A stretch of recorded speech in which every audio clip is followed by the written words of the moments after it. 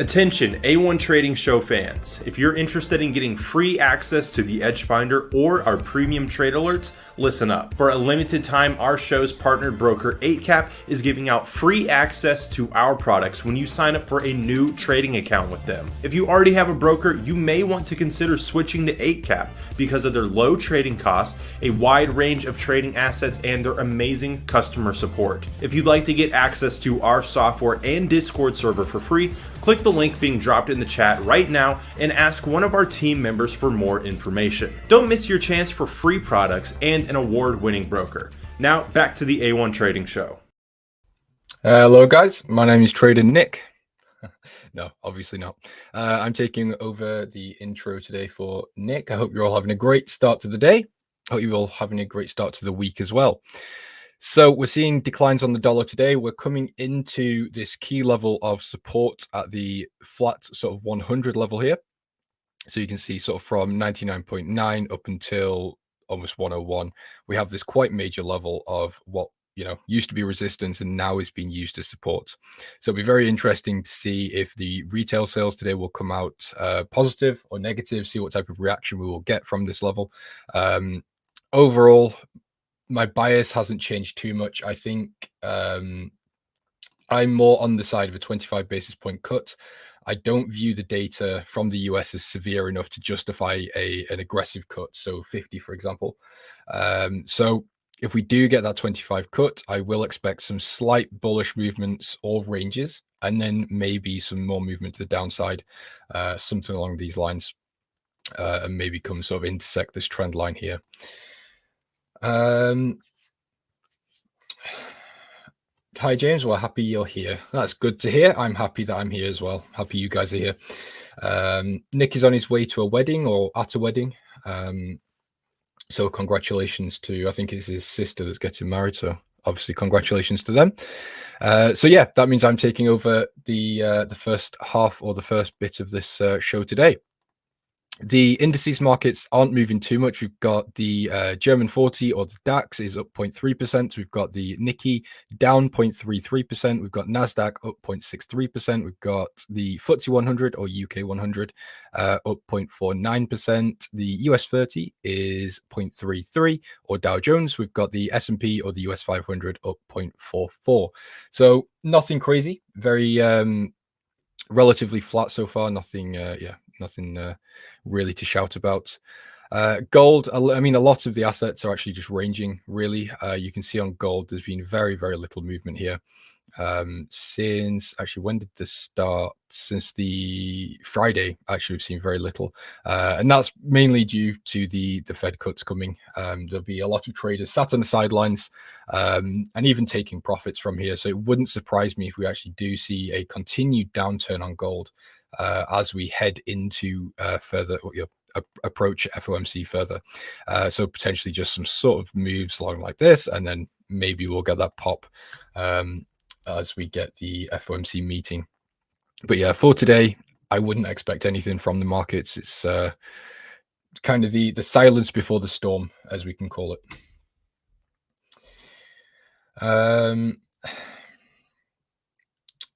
Bro tells if it's going up or down. Why don't you tell me if it's going up or down? How about that? Let me flip it. Tell me whether to buy or sell.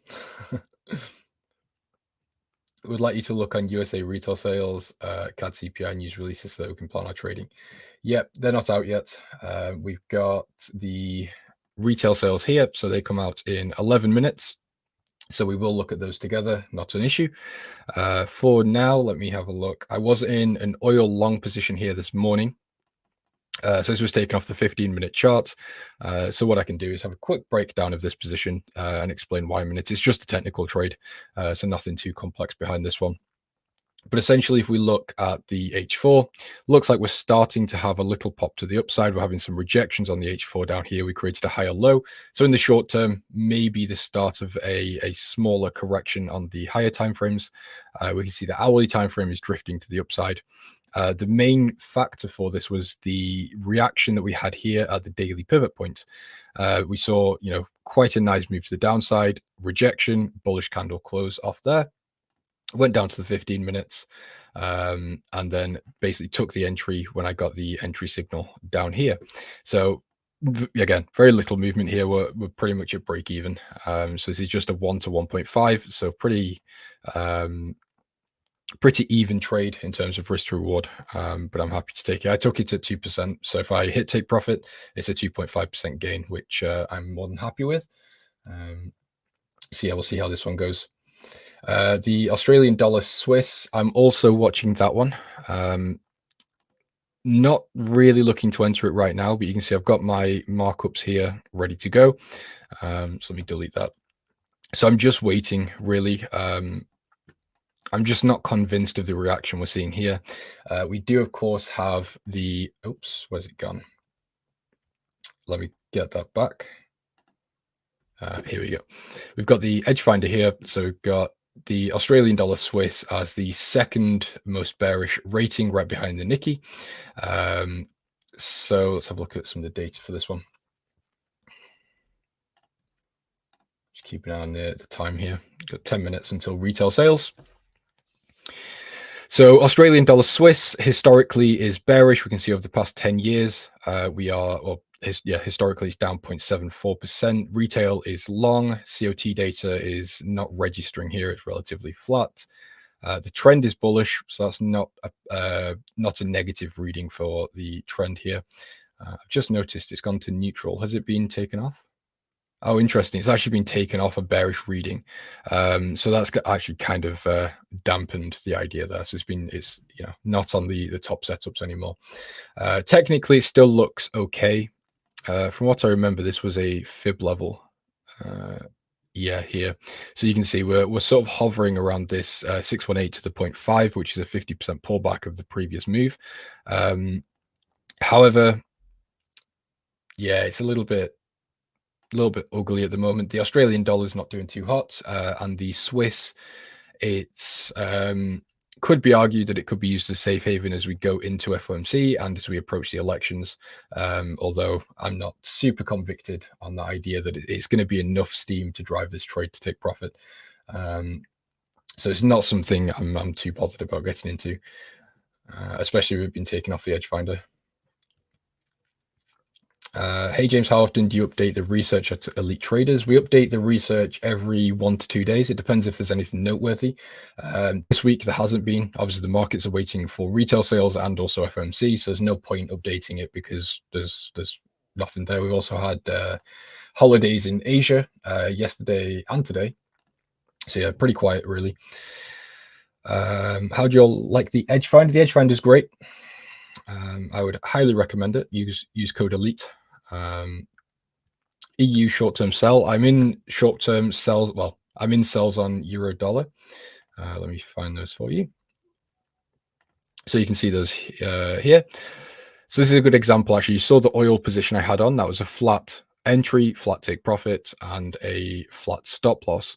Whereas what I'm doing here is more of a DCA, and you can see the position sizes are only 0.01. They're the smallest lot size you can go, and it's essentially just trying to get in and build a full position here. With my, I'm bearish on euro dollar overall. We are seeing obviously dollar weakness as we're heading into FOMC, so that's fine. It just lets me sell at a better price.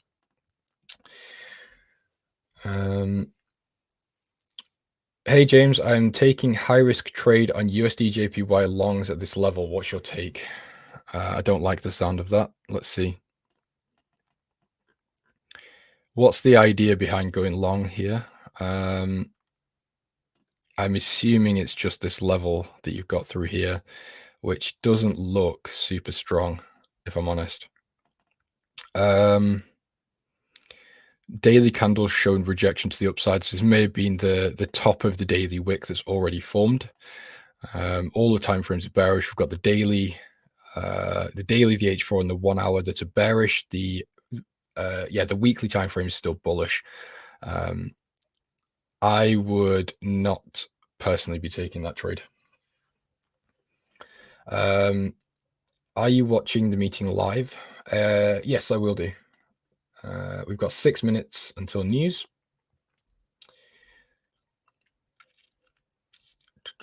Euro Australian. I'm not a fan of Euro Australian, just because the euro is pretty weak. The Australian dollar is also quite weak. So you can see here, I was looking to maybe get a sell position off this 50% pullback. However, this trend line came into play, and that held up rather than my fib level. So this trade's kind of already in the bin. But yeah, not looking to really get into this position anymore anyway. Again, euros, in my eyes, the euro is not great. The German data and Eurozone data overall has been pretty weak coming out. An Australian dollar is obviously related quite heavily to China. And the Chinese data has also been pretty weak. Let's see. James, I'm looking for sells. Just wait for H4 close. UJ. I'll get to that in a moment. The rate cuts are tomorrow. How many correlated trades do you enter at the same time? It depends. It depends on my risk per trade, and it also depends if I'm hedged in any other assets. If I'm just using flat risk and no hedging, then it would be sort of 2% risk, so 1% risk split between two different positions. But yeah, that's kind of it. CPI for CAD today. Investing.com isn't showing that. Maybe I need to change the filter.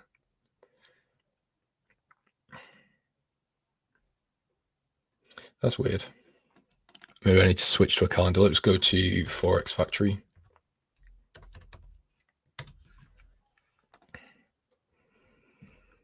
Oh yeah, here. So at 1:30. Is this my time? The reason I don't use Forex Factory is because it never used to be in my time. I didn't know how to change it. Maybe that's just me being a bit dumb. But yeah, the default view. I don't know. Anyway. Yeah, we'll see. We'll keep an eye on the news. Don't worry. James, what are you thinking for tomorrow? 0.5 or 0.25? I'm looking at a 25 basis point cut tomorrow. We will see.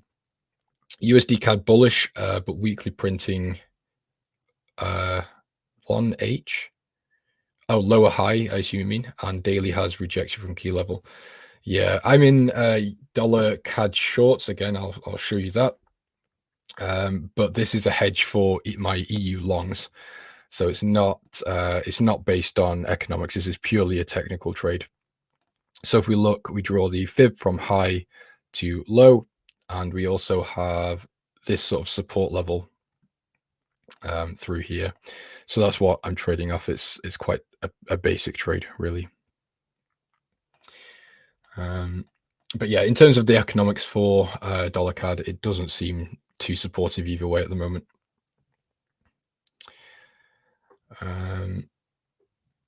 I think US 30 will make a big pullback. It depends, really. If we get a 50 basis point cut, then more than likely we'll continue this rocket to the upside. 25 basis point cut might be some small take profits, because the way I view it, the dollar's already priced in, or currently pricing in, a 50 basis point cut. And what gives me that idea is the CME FedWatch tool.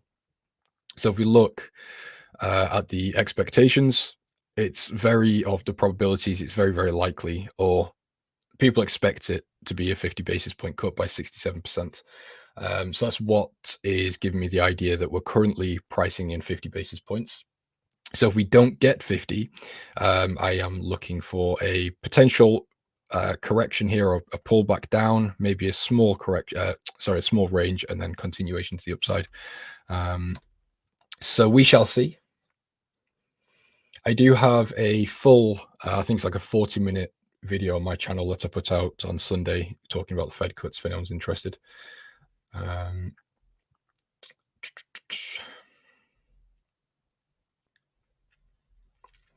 Does 0.5 cut mean potential risk for the USA? I think Nick mentioned something about that. Yes.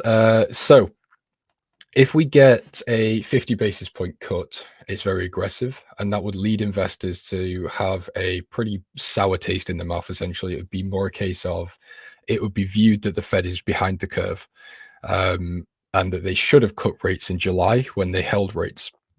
And it could be a sign that there might be a recession on the way. But don't hold on to that too much. Just wait and see. Remember, these are just market cycles. This happens all the time. Rate cuts, rate hikes, rate holds. Don't get too hung up on it. Just make sure you're adaptive, and don't hold on to your biases for too long, especially if things are changing. Hi, James. How do you keep up with all the economic news from different currencies? Let me show you how. So this is how I do it. So we've got the bank reports. So I get these every day. Well, we send these out every day in our Discord, and these are reports. So if I show you what they look like, let me just pull one up for you. If I can find one, give me 1 second, sorry.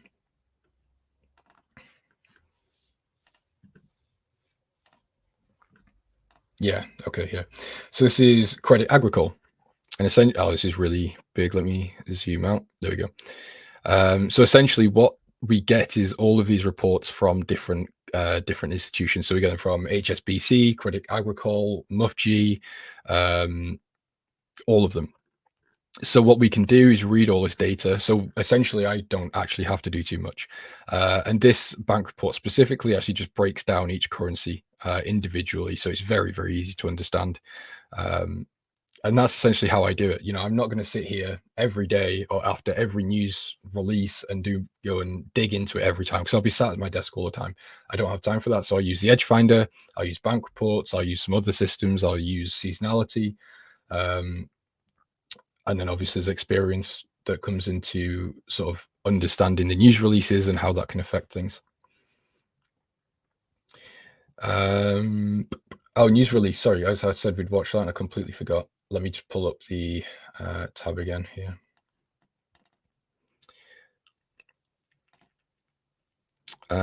So let's go to filters. So retail sales were quite poor, came out at 0.1, forecast was 0.2, and previous was 0.4. So core retail sales, not great. Obviously, retail sales are essentially a big sign of how the economy is doing. How much are people spending? Obviously, how much, a general overview of the health of things. So a poor retail sales isn't a great sign, actually.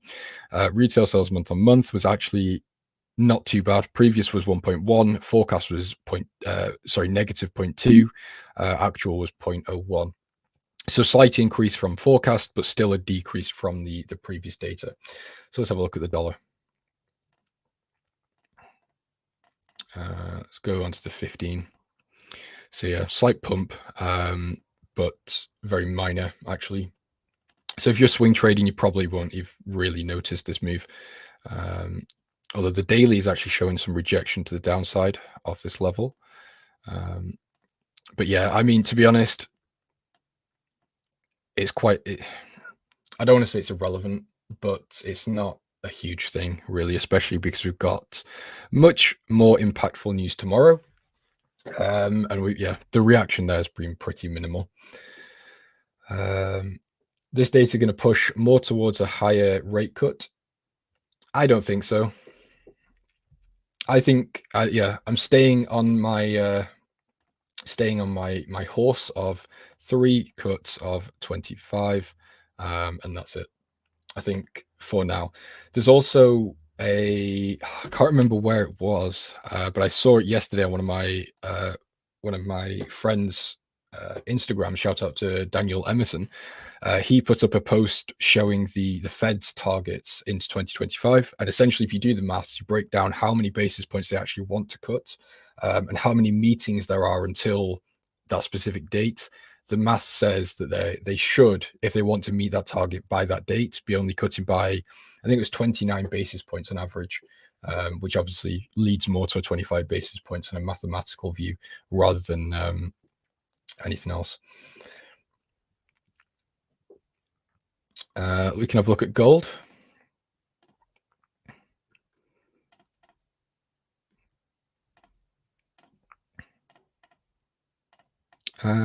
Slight move to the downside, nothing too crazy yet.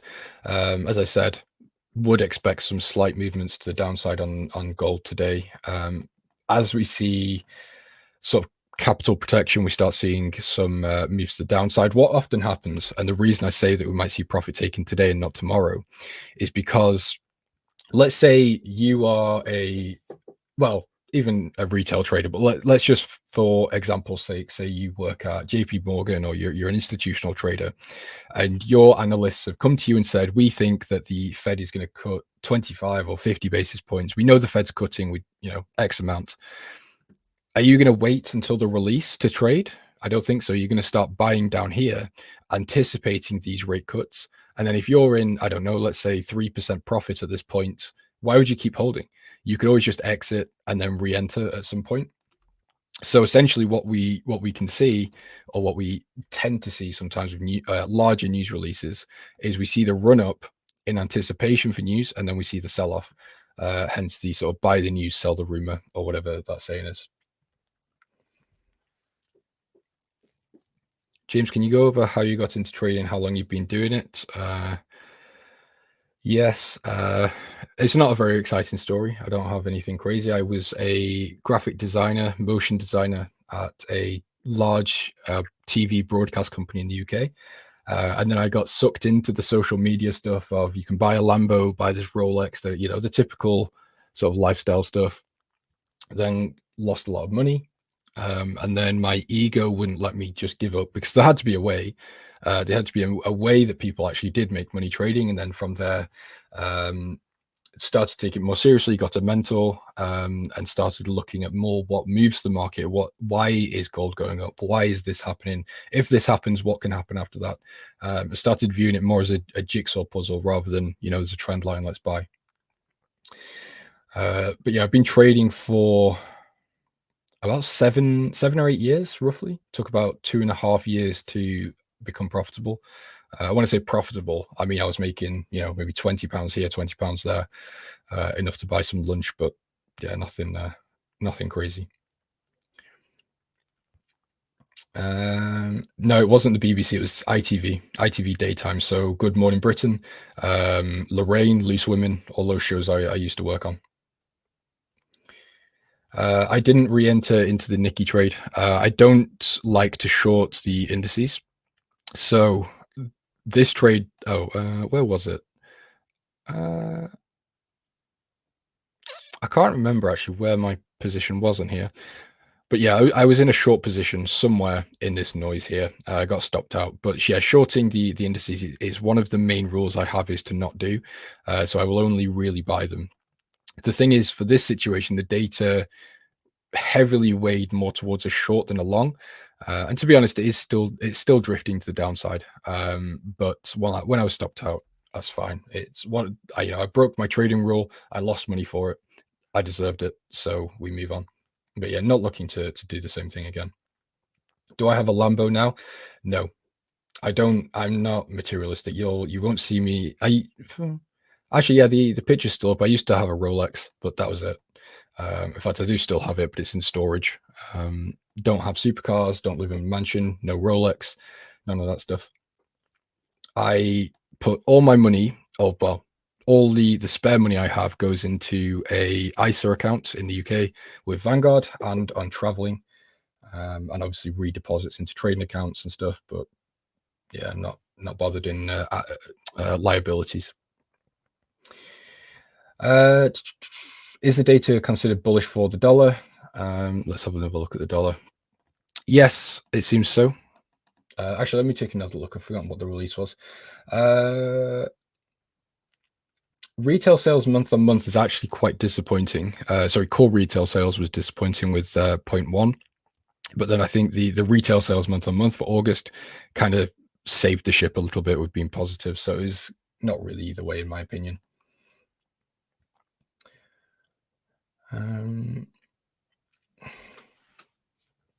I found having a mentor is huge for one's progression and understanding. How do you find paying tax as a trader? I'm from the UK. Yeah, mentor is, if you want to, if you're just a technical trader, you don't need a mentor because you can do that all on your own. But if you need to, if you want to start understanding the deeper workings of the markets, then yeah, a mentor is a good idea. And for tax, you should set up an LLC and hire an accountant. I don't do my own tax. I just give all the paperwork to my accountant, and he does it all for me, because I am not going to waste my time doing that. How do you draw your trend and counter trend lines? I'm sure there's lots of videos on YouTube to do. I'm not going to sit here drawing trend lines. I'm sorry.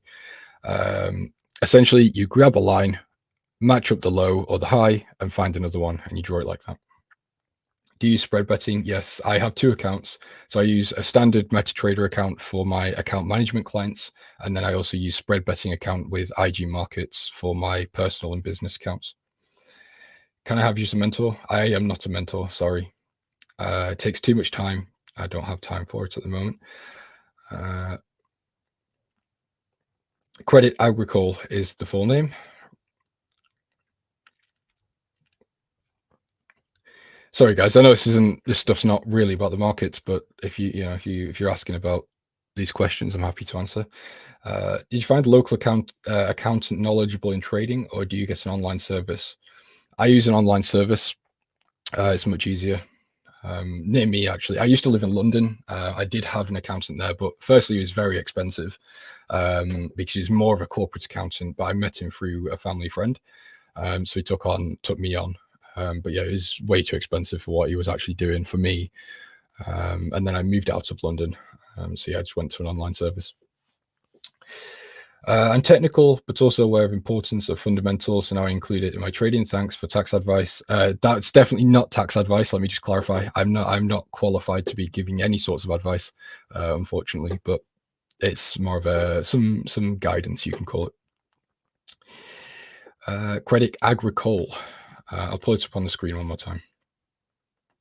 Actually, I don't even think it says their name here. Yeah. Anyway, USD CAD. Yeah, let's go back to the markets.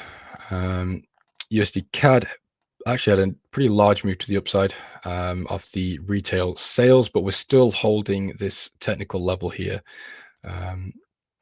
So you can see this is the position I'm in, and again, this is just a technical trade. This isn't really anything to do with the economics. It's just to offset some risk, because I'm long on the dollar on EU, obviously, so shorting the dollar here. So if this position stopped out, that's completely fine. But yeah, in terms of the technicals, they still hold up. I'm still happy to keep in this position.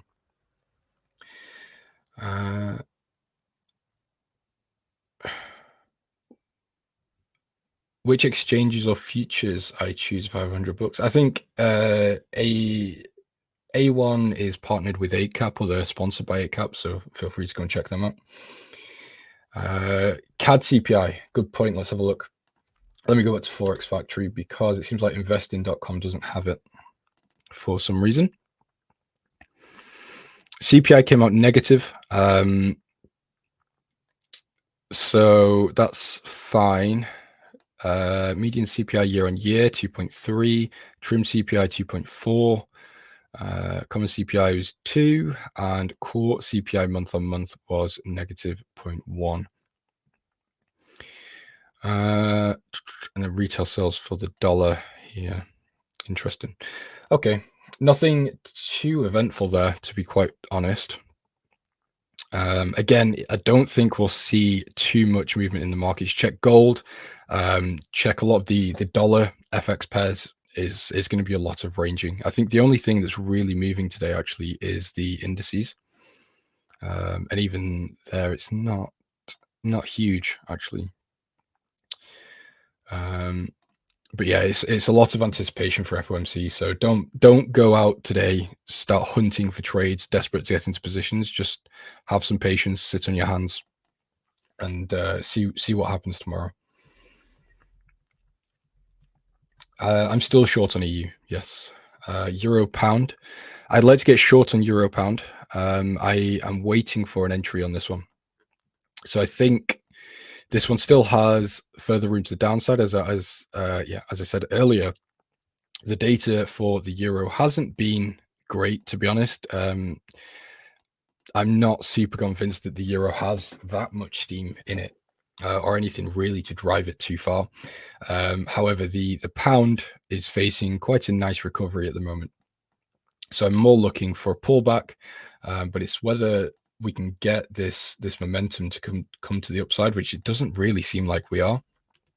It's kind of just stuck in this horrible little range. But yeah, I'd like to see this 50% pullback, and then I'll trade it down into this fib extension at the -618 level, and that lines up really nicely with previous lows down here at 0.82. So yeah, we'll see if we can get that. If not, fine. I might look for another entry. I suppose worst case scenario here is we sort of get a different type of trade. So we go more, here, go more for sort of a break and a retest trade here. So it'd be shorter term, lower risk to reward. But you can't fight the markets, unfortunately. Let's see, Euro Yen. Euro Yen is actually holding up relatively okay. I mean, it's definitely not doing well. I mean, if we go and look at the indexes here, so we've got the yen and we've got the euro down here. It seems like the euro is actually taking a little bit of a downturn today, and the yen is holding strong, which I don't like. Yeah, I'm not too happy about the yen strength we're seeing, to be quite frank. But yeah, I wouldn't be looking to go long, to be honest. With a lot of the yen pairs, follow the momentum. If you are looking to trade them, I'm personally not. But yeah, I wouldn't be looking to buy this market at all. If anything, I'd be more waiting for either a nice pullback to get short, or I'd be looking for a break and a retest of this support to, again, go short. Why do I actually really, really like this guy? Ryan, thank you very much. I don't know why, but that means a lot. For the person that said they want to see my fib settings, they are here for you. Because James is an awesome dude. I appreciate that. Thoughts on oil? Yep, I am short oil. More of a technical play. I think fundamentally oil has further room to the downside. So let's pull up the charts. Where is it? Watch list here. So you can see actually my position is now in some drawdown, which isn't nice. But the idea behind this was to take a technical trade off the 15 minutes into this level of support or previous support and use this as a break and retest. So you can see if we draw the fib, as always, from the high to the low, we can see the 50% pullback level almost, it's not perfect, but it almost lines up with the previous level. So this would be quite clean for a very simple trade further to the downside, so around $60 a barrel. Now, $60 a barrel is very, very cheap. Cheap in terms of where OPEC likes it. Ideally, OPEC likes to keep oil, or OPEC plus, I should say, likes to keep oil between $70 to $80 a barrel. So 60 isn't a great thing, to be quite honest. But I don't care. If I can get the trade and I can make money, that's fine with me. So yeah, that's essentially what I'm looking at. But yeah, we'll see. We'll see. What about copper? I can go to copper in a moment. James, what's your take on retail sales? We've already gone over retail sales a few times. Australian dollar, US dollar, we can go over that as well in a moment. James, I'm good with figuring structure and price action, but I suck at getting an entry. Is there anything I can improve with entering trades? It's very discretional. I mean, there's so many technical strategies out there. You need to spend some time and collect data. So, for example, if you are, again, let's just take a very simple example. Let's say you buy support, sell resistance. Every time price comes to a support, what do you want to see? Do you want to see one bullish candle? Do you want to see a couple of bullish candles to sort of sweep instead of a strong push? Do you want to see an engulfing candle? Do you want to see a doji? What is it you want to see? How many times does that occur? What's the win rate in each type of those candles? And don't get me wrong, it's a very, very painstaking and long process to do. But once you have data behind your strategy and you know it works, then it alleviates a lot of the stress and the FOMO and the worry that comes along with trading. Right, let's get back to some charts. What were people asking for? I'll get to copper in a moment. Let me just check the time here. I might be running over. Oh, no. Okay, I've got another 10 minutes. That's cool. So we'll finish off with these charts. So Australian dollar, US dollar. So the only situation I would look to buy, look to trade Australian dollar, US dollar is if I was going in for a short position. So for a while, I was quite bullish on the Australian dollar. However, I've now flipped that bias into being quite bearish. So I'm looking for a short setup. However, that obviously requires information from the Fed. So I need to see what happens at the FOMC tomorrow. So if it's supportive for the dollar, which to be honest, I'm not too hopeful, but if it is, then I would quite like to see a pullback up into this level of resistance to then get me into a short position to the downside and possibly just a small target around here just to make it sort of a 1 to 2. But yeah, not looking for anything too much here. Seems like a bit of a dead horse to flog, I think is the saying. I mean, I don't like that saying, but I don't think long positions here are great. If you're looking to basically short the dollar into FOMC, there's better markets to do it. So, for example, pound dollar, euro dollar, Australian dollars, you're picking kind of one of the weaker ones. James is fantastic for answering questions. Well, that's my job. That's what I'm here for. Who's hosting tomorrow FOMC meeting? It should be Jay Powell, Big Powell, market mover, the one and only. So we'll go to dollar Swiss and then I'll get to copper. So same thing here. The only thing I would really look to do, I suppose it would be a short position. So I would need to see negative data for the dollar, and then maybe an inflow into the Swiss as we see possible safe haven movements, and that would maybe be a catalyst from the elections in November. Now, I'm not set on that idea, so don't quote me on that. Definitely don't take this trade just based on that. But yeah, I don't think really I'd be liking to buy this, and it's just because of FOMC. You know, if things change tomorrow, I'll quite happily change my idea and start looking for longs. Historically, the dollar Swiss is quite bullish from here, so there's an argument for both sides, but yeah, for me, not the best. I use Blueberry Markets for CFDs and MetaTrader 5, and then for spread betting for tax purposes, I use IG Markets. You mean for the A1 trading show? I think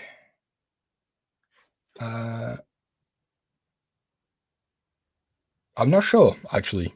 I'm struggling to get the time zones because I get sent the time zones in EST, and obviously I'm in the UK, so there's time zone difference. So I'm not actually sure who it is. You will see though. Currently risk-free in dollar yen. That's good to hear, Eric. Well done. Right, let's get to copper, and then I'll start doing some final things, and then I will head out for the next guest. I was in copper and decided to cut the loss. I'm fairly sure, actually, the edge finder is bullish, unless I'm mistaken. Yes, here. So the edge finder gives copper, I think it's a score of 6, it said. Let's see. Yeah, pretty bullish here. We've got COT data. Retail sentiment is long as well, which I don't really care about. Seasonality is actually not very good here. We've got negative 1% over the past 10 years. Trend, GDP, manufacturing, services PMI, retail sales, all bullish. So it actually doesn't seem too bad. Technically, I was looking at this trend line here, just following a very basic movement to the upside. And it was a longer term position, but I decided to cut it for a very small loss. So I think overall I'd be looking to go long. it's just a case of where. Now, this doesn't look too bad.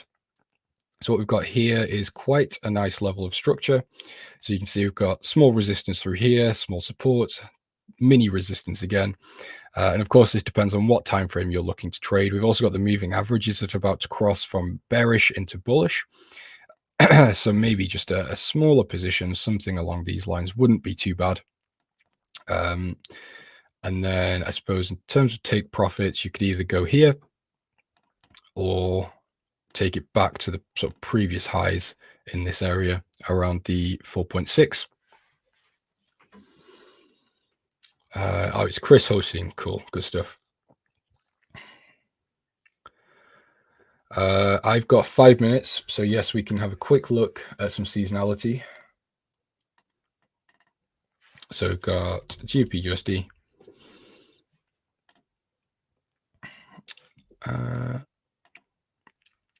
So you can see from the 15th of September till the 26th. So you've got an 11-day window here over the past 15 years where you shorts are favored. Other than that, there's not really much on GU. And you also wanted euro dollar. Yeah, euro dollar is almost the same, just slightly worse in terms of performance. Oh, actually, never mind. It's actually slightly better.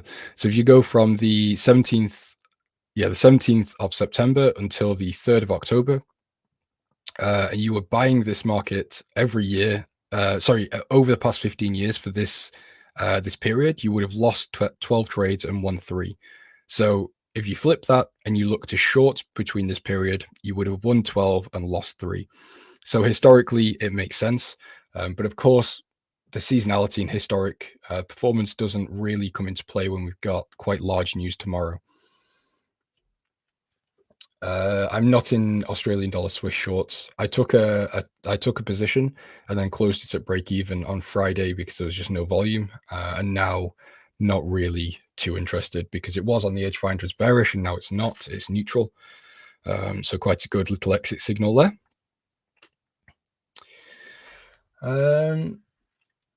So let me just have a quick think. Let me just pull up the edge finder really quick and then we can have a look at some data before I go.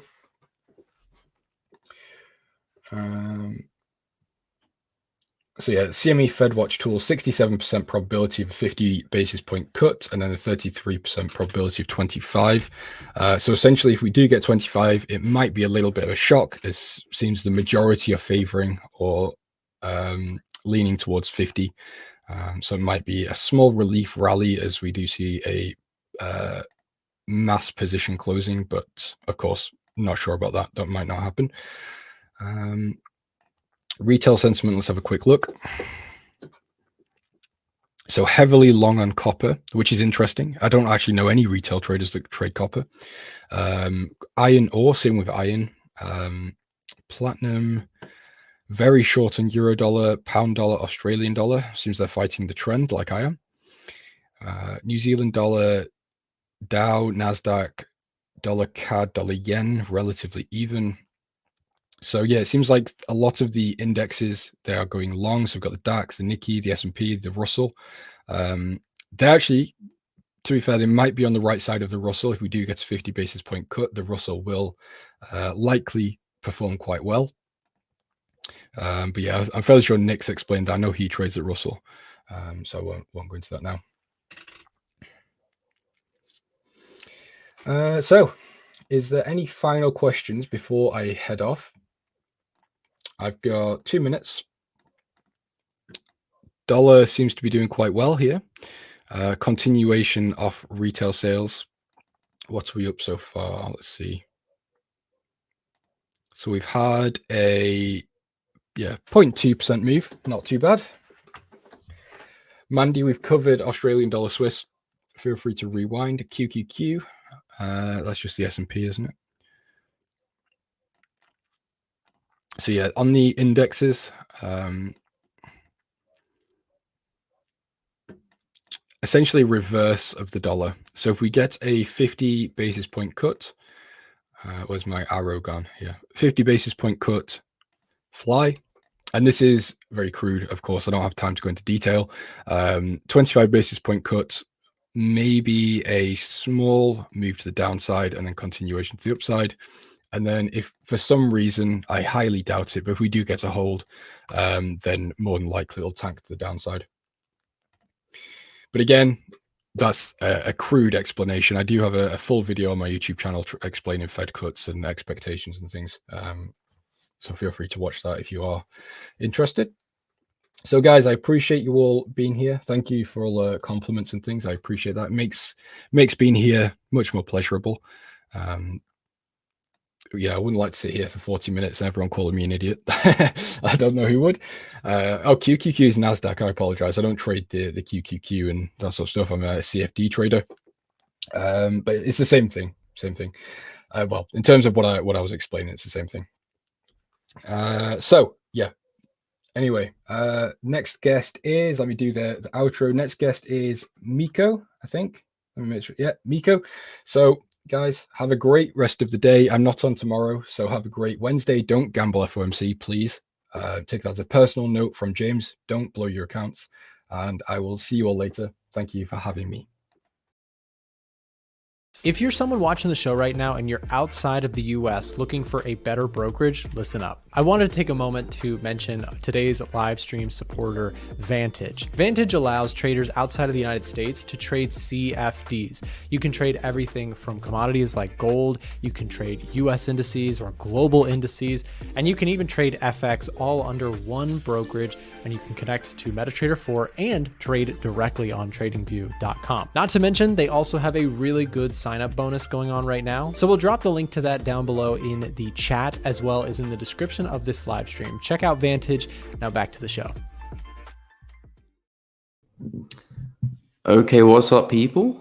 Well, first things first, let me share my screen.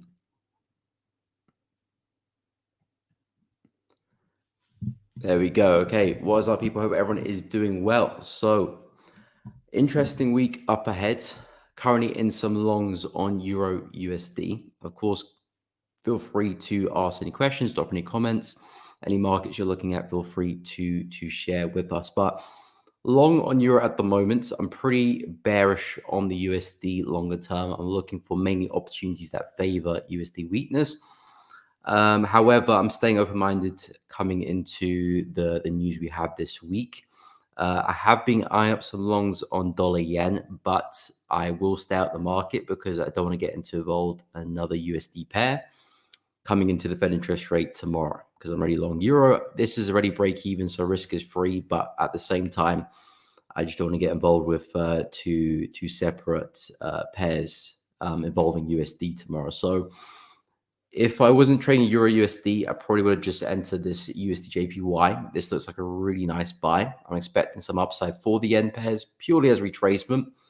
I do think there is still a long way to go in terms of the downside with these yen pairs longer term, but I do anticipate a bit of retracement.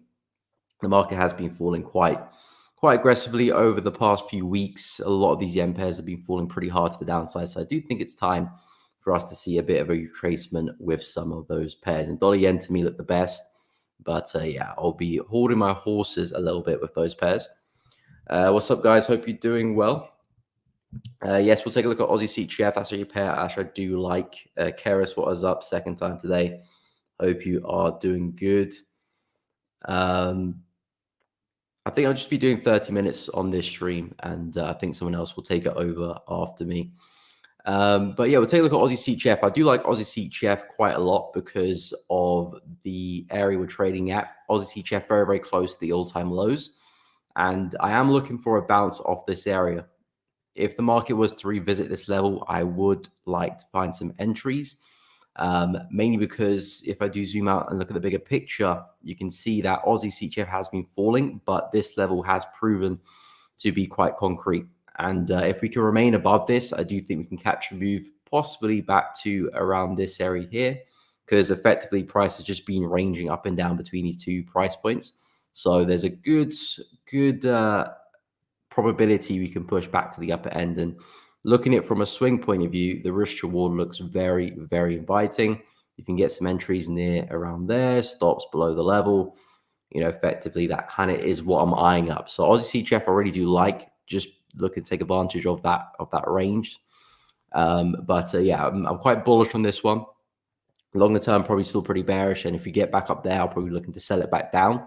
But due to where we're trading right now, the nearest or next best opportunity I see is definitely some longs of 0.561.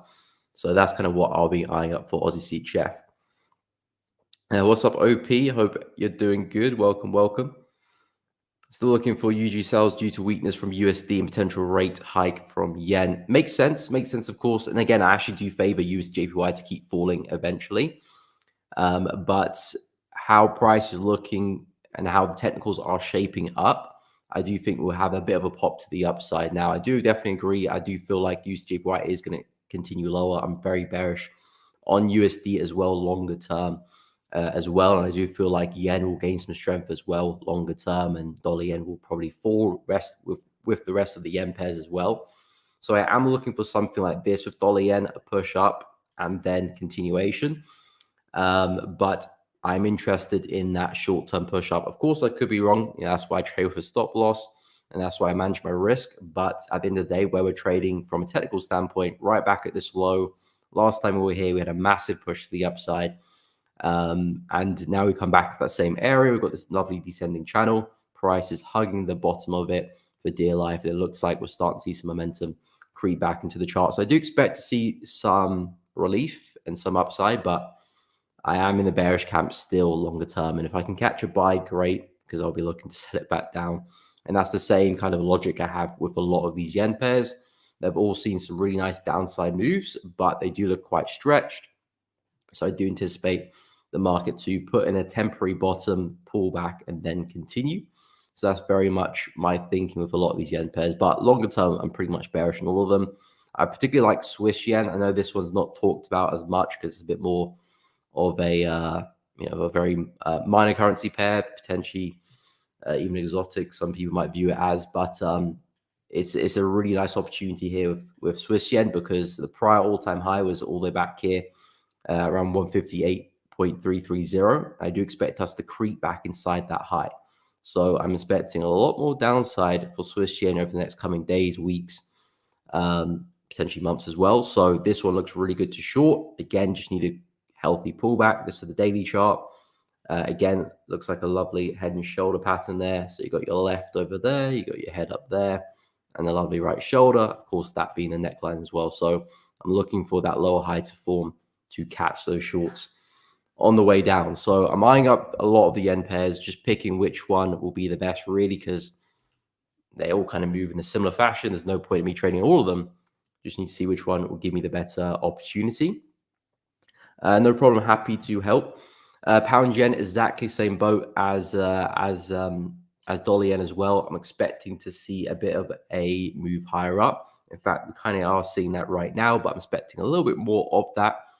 And then I'm looking for that lower high for continuation. So that's very much what I'm looking at. I'm not really interested in buying pound yen because the technicals are not quite there. It's not really quite fitting what I'll look to get involved myself. Dollar yen ticks a lot of my boxes. So that does entice me. Pound yen, not so much. But if it does push high, pound yen does push high to roughly 189, that would be the area I will be interested to find some shorts, look for some lower highs, and see if I can take this back to where we came from, which is this 184 area. And then I'll be looking at 180 there as well, which is this lovely support level, which you can see price has respected quite well in the past. So I do think there's a good chance we are to revisit that same area again. So very bearish on these yen pairs. We had such a crazy sell-off not long ago, and it looks to be that this bullish move has just been a pullback, a correction of that massive decline. So now I'm just expecting us to see a continuation of that move. So any upside I see most likely will just be a pullback for price to go lower. So I'm just going to keep looking to take those shorts until I'm proven wrong, of course. Very much how I look to try and trade the market is I'll have a bias, and then I will look at areas which make sense for me to trade that bias based on my plan and based on my confluences. And then for me to be proven wrong, I need price to be breaking through those areas, and then I'll look to change my bias. But at the moment, Still very bearish on these yen pairs.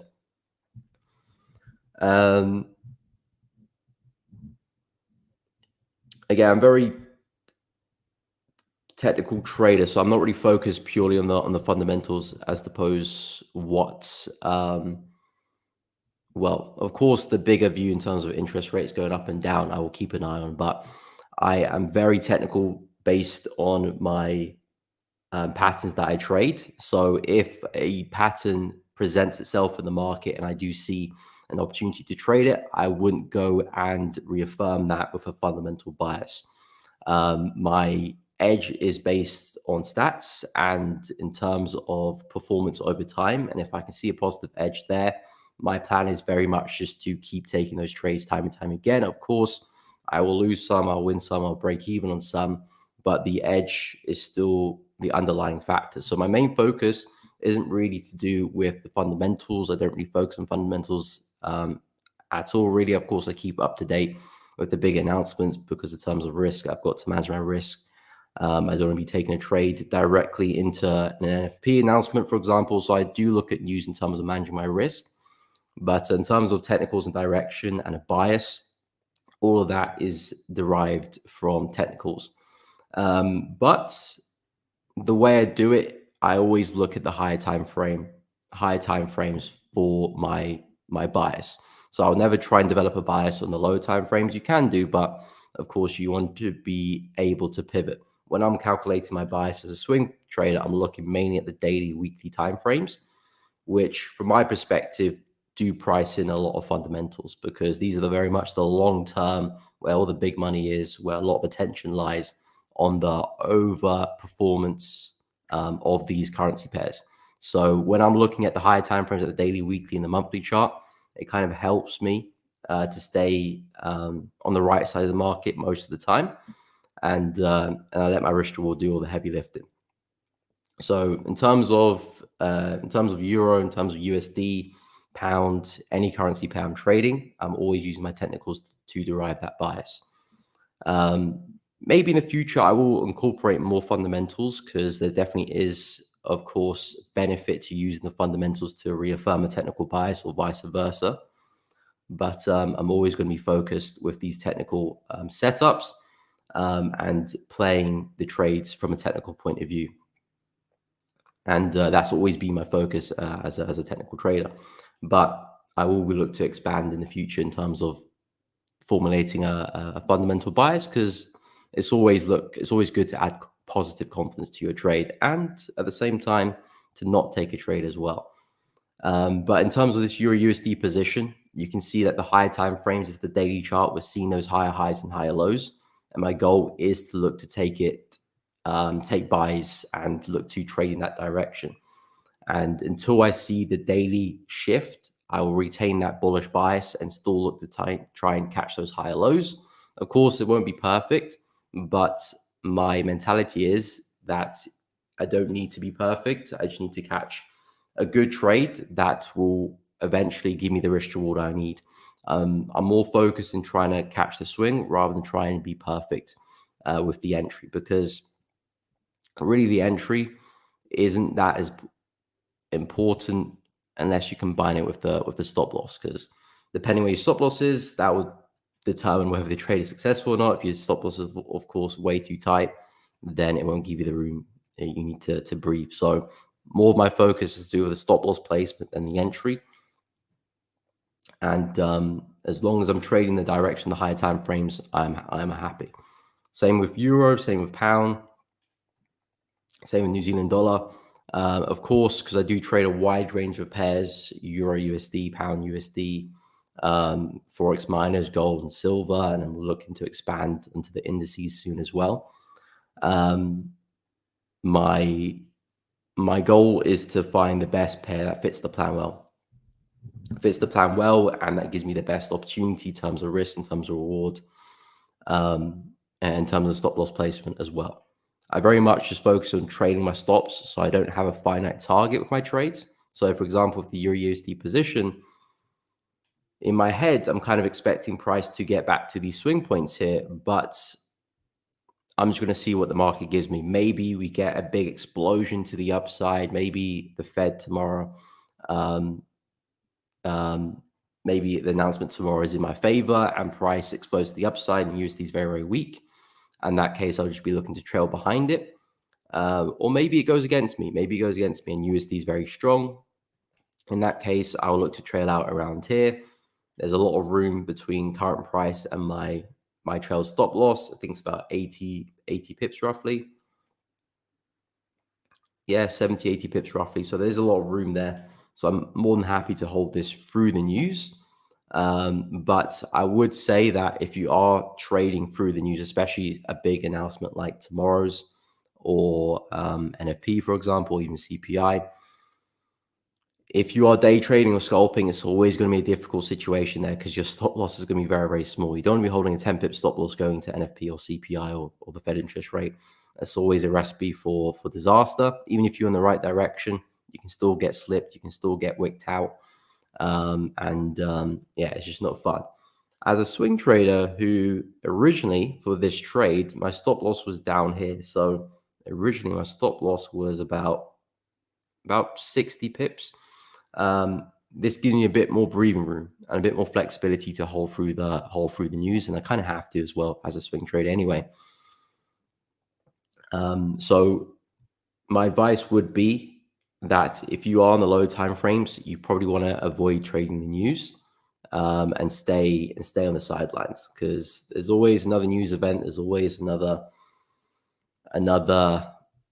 big move in the market, and you're not going to miss out on anything. Yeah, trust me. I've seen many CPIs, many NFPs, many Fed interest rates, and yeah, sure, it's all fun when it's happening. You've seen the market move a lot, but at the end of the day, you're here to be consistent as much as possible, and you're here to manage risk as much as possible as well. And trying to trade the news on a small stop loss is just only inviting more chaos, more risk onto your account than needed. Can I enter the trade? I probably would not want to enter now if you're talking about Euro USD. If you're looking to get involved with Euro, I still think there is more room to the upside back to the high here. That's really where I'm looking for price to push into. But if I'm looking to get involved with Euro USD, I would definitely be waiting for a retest of some structure. I like this area here. Brief pause in the market around 1.108. Brief pause in the market where we consolidated. Nice breakout to the upside. This becomes a nice place for a buy. So if the market was to retrace there, then I would say buys would make sense. Any other situation, I probably will hold off the buys right now because at the moment we're kind of trading in this area of resistance. I believe this is where we had NFP. So yeah, some wicks all over the shop, and then price bled to the downside with that bearish candle. So this was NFP last week. So you don't really want to be buying into this area right now. Even in the lower time frame is probably not the best bet. But if we were to come a lot lower, then you can find a stop loss, maybe even below that low. That would be great. Then you might be in a nice situation where you can catch the next higher low and ride that momentum to the upside. So I wouldn't buy now. If you're looking to sell, it actually makes sense to be looking to sell. I'm not really bearish on Euro, hence me buying, of course. But if you are looking to sell, at least from a technical standpoint, it makes a lot of sense. We're back into this high. The market's going to respect it. You know, there's a good chance we could see some downside. So sells, yes. If you're looking to buy, I would definitely wait for a bigger pullback. And a similar situation for pound USD as well. This one also had a nice move up higher. It's also left behind a nice area where we did consolidate. Should we pull back into this area? I think from an intraday standpoint, buys down there make a lot of sense. At the moment, back into this area here, I wouldn't want to be buying into that high there. That does not make any sense to me. So yeah, I would want price to push down, find some buys down here, and then this could be a nice place for a buy. Of course, I'd wait for some signs that we are rejecting this area, and then I'll look for some entries. And then, of course, targets, you can target back to where we came from or back at this high. That'll be up to you as the trader. But yeah, I'll definitely wait for these pairs to retrace. No point looking to try and chase the position. There's always another trade around the corner.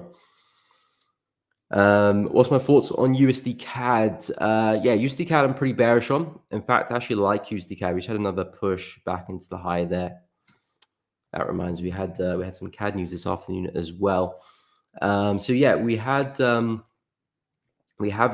nice level here on the daily chart, massive level of resistance, massive level of support, and now we're back trading in that same area. So in my book, I'll be looking for USD CAD to take a dive back into that low. As long as we can stay below this level, stay respecting this level here at 1.36, I would expect us to push back down into this low and maybe beyond it as well. So the opportunity is very much looking for shorts. Now, I would wait for at least a 1 hour bearish engulfing or a 4 hour bearish engulfing before finding an entry. So just to show me momentum is back in my favor, because we had a nice push up, testing the high again. Now I want to see a reaction from that. So it could look like an entry like this, stops above the high, and then targets back down that low. That to me looks like a really nice position there. You can be a bit more conservative if you want to. You can wait for this consolidation to break and then look for some entries on the retest of that. That's not a bad idea as well. A bit more conservative, waiting for the retest. At least you've seen the break. So that could be a nice opportunity. This one would be a slightly more conservative, but that might be something that benefits your style a little bit more. But for me, if I see a nice bearish engulfing, that will be enough to short. As I said at the start of my my session, I wouldn't get involved into another USD position because I'm already involved in Euro going into the news here. So I wouldn't want to get into another one, because if I get into a trade, I probably won't be out of the trade within 24 hours. So most likely I'll be sitting through two trades on two USD pairs going to the interest rate, which probably I'll be okay on, because I do have a wider stops, and unless nothing crazy happens, I should be fine. But at the same time, I think I'll just sit with one. There's always opportunities after the news. Let's not forget that as well. Sometimes we have kind of tunnel vision with the news. I want to get into a trade before the news, but there'll be just as many trades after, if not more. So no love is lost there. Try to go short tomorrow, but depends on the cut and FOMC. Is that short on dollar CAD? Yeah, I like shorts on dollar CAD, as I've just gone through. Yeah, I feel like waiting for the news tomorrow is probably the smartest decision. That way you kind of avoid any kind of early turmoil, because there will definitely be wicks. There'll definitely be a little bit of, it depends on what what the number is, but there'll definitely be some wicks. There'll definitely be a bit of heights in volatility. So getting involved after the news is definitely the safer option. And that kind of goes for kind of every kind of single pair, really. Of course, USD especially, but even Aussie CAD will be affected by the Fed interest rate tomorrow. Anton, above the 1.11 on Euro. Is that a place you're looking to buy or sell? Let me know. Okay, Euro USD. Yeah, fair enough. I would wait for after the news as well, because you never know, the news could actually invalidate the bias, or change things that you weren't expecting, and now you probably won't take the trade or do something else. So wait until after news, definitely a smart call. In terms of 1.11 on Euro, that's about here. So that's kind of where I marked up as a nice place for a buy. Is that what you're looking to do? Take buys around there? Let me know. In terms of Euro Yen, I like Euro Yen to the downside longer term, but I am looking at some short-term upside. I am looking to see if I can short this one on a pullback. It looks like price is starting to break out now. This is an opportunity I was discussing earlier today on my YouTube channel about some buys off the low here. It doesn't look like it will come back down for a third time, but this would have been nice for a buy. And then I'm hoping we can see a lot more upside, and then hopefully catch some sales later on. Lovely level of support. I'm looking for that to turn into resistance around 160.460, and then try and catch that next lower high for some sales. Because again, Similar to the yen pairs, I do think longer term, euro yen is going to take a big drop. If we go to the higher time frames, you can see where we're trading. Last time we took out a high, big drop, took out a high, expecting a big drop, probably at least back down to this area, maybe even there as well. So I do see euro yen and it's other yen pairs taking a big tumble, but of course that could take a while, and there will be some bullish opportunities to trade as well. Hence why I was talking about some buys there, but it doesn't look like we'll see that third retest. But if euro yen can keep pushing, that'll be great. And hopefully 160, 160-ish, I'll start looking for some sells.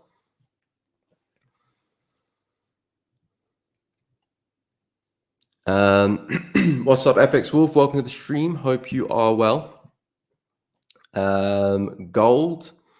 Yeah, gold, last time I checked, is looking like it might be retracing a little bit. I'm still looking for a buy around 25.30. I'm not too sure if I'll see that retracement. On the lower time frames, it looked like gold was consolidating and a bit of a spike to the downside, but all it did was just leave behind a big wick down the 4 hour. So maybe this wick is going to be the catalyst for some more upside now of gold. That is not a healthy wick, I must say. If we had a solid close below, then yeah, maybe gold is about to retrace or at least see some downside. But that wick there would not fill me with a lot of confidence if I was a seller.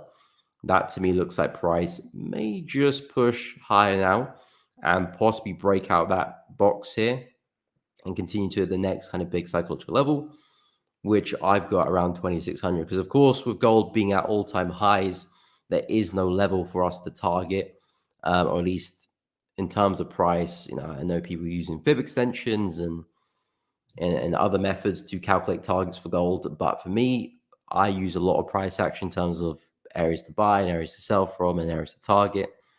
So I have to kind of resort to these psychological levels. We've passed 2,500, which was back down here. So the next big one for me will be 2,600. So that's kind of what I could expect from gold, to be fair, with this wick. In terms of a nice buying opportunity, I like my break and retest, so I'd probably wait for this high here to break, then look for some opportunities on the retest. Now, this is quite intraday. I don't really trade intraday, so it's an opportunity I would eye at personally. But if I was trading the 15, the 30, maybe the 5, this is something that I would like to get involved with. In terms of my personal trading, I'm looking for a slightly bigger pullback back into this area here at 25.30. We had numerous tests of this level, 1, 2, 3, 4, 5, 6, 7 tests of this area. So I'll be more than happy to take some buys off this level. I can see price has shown a lot of respect to this price. So if we were to revisit, there's a good chance we could use it as support, of course. I'll be waiting for some signs of rejection, some signs of wicks, candlestick patterns. That's how I look to find my entries. So I'll be waiting for that to happen, and then I'll be looking for my entries. But the idea is still very much the same.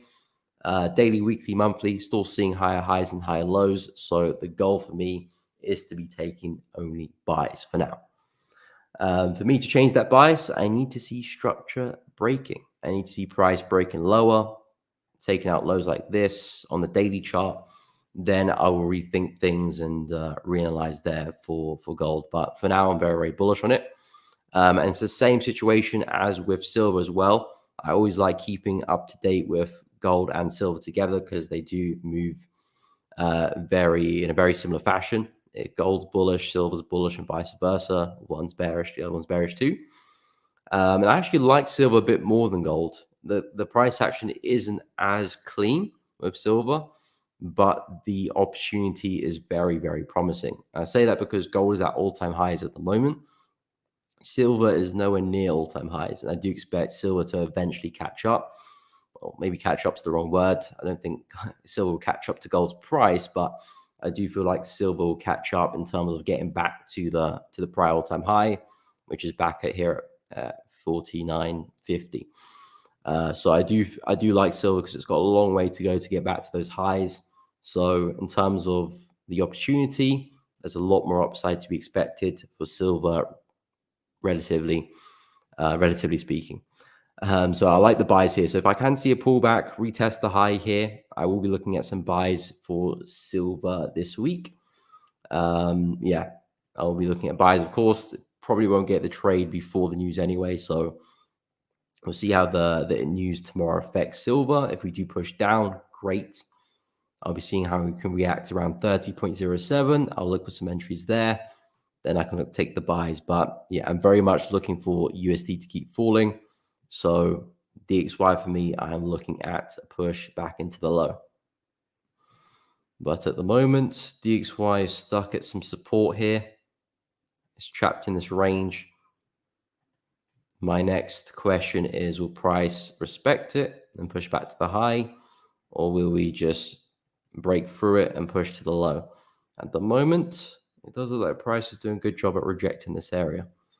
So maybe we do push to the upside first and then come back down. Or maybe we test some of these areas up there, which I'm looking for some big sells. But that's a bit more longer term anyway.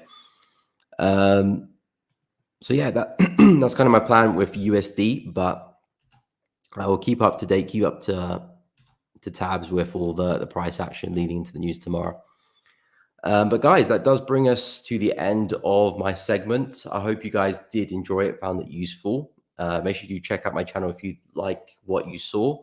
There's more of that over there, but I'm not too sure who's next. But yeah, we can pass it over to the next guest.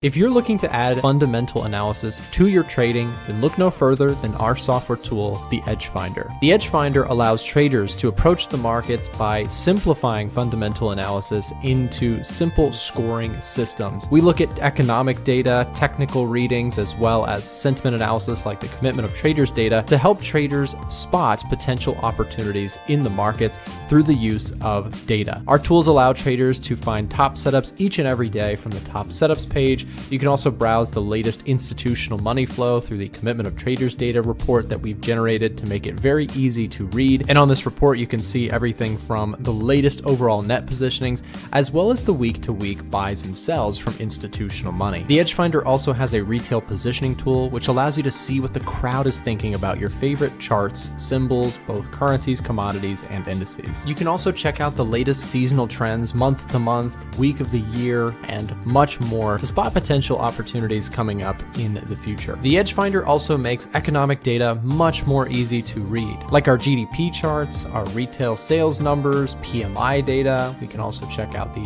jobs data, unemployment claims, and so much more. At the touch of a button, you can check out the latest reports from the economic data that moves the markets. Right now in the live stream chat, we'll be dropping a link where you can speak directly to a team member about getting yourself set up with a copy of the Edge Finder today, and we'll give you a nice live stream discount. Click that link and chat with a rep to find out what kind of discounts are going on right now. Now back to the stream. As from yesterday, we have had, I don't know if Miko did mention it, but I really want to mention it, is the retail consumption CPI come out of Canada, and it comes in at 2%. What does that mean for your trading? My name is Ivan. I've been trading for good 10 years. And my trading is, what drives the market, what drives me, what drives things going forward. And if you say now the dollar CAD, for that matter, has a bit of a bearish CAD movement, not on CAD yen, but on not really CAD Swiss. Yeah, I was supposed to find the CAD indices. There you go. Some bit of CAD bearishness here. I think that's kind of what to be expected, but all in all, what does it mean for a currency if that would be yen? Hello, just random and Julius. What happens? Because that's kind of where I want to talk today. We can talk S&P 500 as much as you want, but you're going to be bored by the end of the day, right? Today might be a bit different because we're going to talk stock market tomorrow. That's always fun, isn't it? And it's almost all-time high. So the question is, what is the reaction? What is the difference of a lower or higher interest rate and CPI? And when it touches 2%, we are in a very interesting direction. Let's look at 10-year bonds out of Canada. Those are now, for the past, 24 since April, but have been bearish. Been bearish since October 23 with a reacceleration in May. Okay, what does that mean? That means that inflation, or the risk of inflation, has generally fallen lower. And that has been the true. Excuse me, I don't know what the what's the does Canada have a stock exchange index? What is? Does anybody know that? Should say index Canada. I don't know what it's called. Is it? Yeah, it's not that one. Anyways, doesn't really matter to me. Cause that would probably show what stock market is going higher, and it should. The question is, was it stock kind of stock index? FXC, EFC, CSI? No, it's not CSI. TSX? Is it TSX?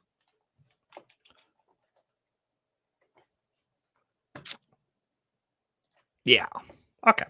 I was right. Thank you very much, everyone.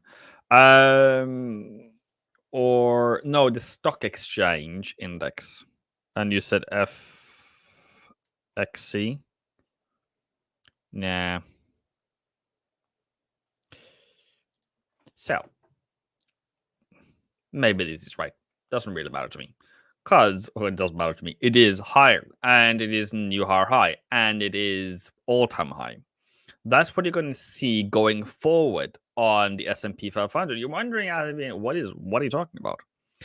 When something is earlier in the trend, earlier in the economic development, earlier in the crash of something, you're going to see something very interesting. What is that? What is that, you might ask? That is that whoever is the lowest, whoever has the lowest interest rates, are going to have the highest stock market price. Does it make a difference? It does.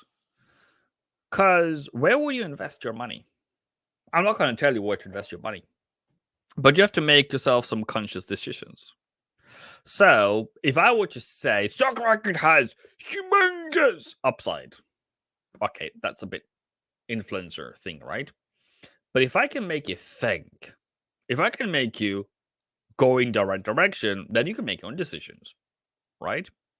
That is the same thing for Nasdaq. Nasdaq is lower than S&P 500, though Nasdaq has a lot more volatility. It has a lot more volatility and leverage.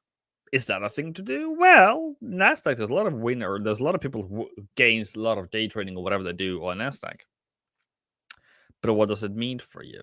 Where the clever job comes in is, where on earth can you get the lowest price for the best opportunity to the upside, whereby you are going to sit back and you're going to be the winner. Okay? Your ability to see that before me, cool, good. Then dollar. Why is dollar rising? Why is dollar coming higher? What's going on? Why is euro falling? Why is the currency market crashing? I'm just going to tell you one thing for free. That's a sell price. And you sucker boy. 3, 4, 5. Go back to sleep. Come back tomorrow. Today is not important. Because if I tell you that this might be the peak of euro dollar. What do you mean? What do you mean? Can we just continue buying your dollar? I'm going to give you a bit of a different scenario today. That even though everything in my body screams higher, tomorrow you're going to see a delivery that is not only perfect, but also is going to say that by the end of 12 months, we are going to see the Fed also agreeing that we are going to be at 275. And if that doesn't happen, if Jerome Powell comes in and says, hey, people, nice to see you today, but I believe we're going to take it a bit slower, that the decrease in inflation has been moderate, that labor market is loosening up, but the current data doesn't warrant us to do a lot with the current interest rates. They're only going to do 25, and then they will sit and wait. Okay. Market tomorrow is pricing in a double rate cut, I believe it was. Yeah. I don't believe it. I don't believe it. Can you believe it? And if you tomorrow come back and say, hey, look at that, they did rate cut by 50 basis points, you're an idiot. Nobody's an idiot if you think 50 or 25.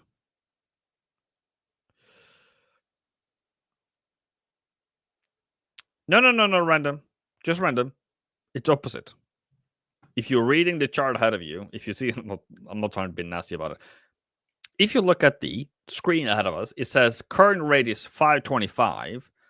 The probability of whatever rates tomorrow is that it is 65% or 65% that the interest rates gonna be 475 to 500, meaning 475 to 5, which is 50 basis point rate cut.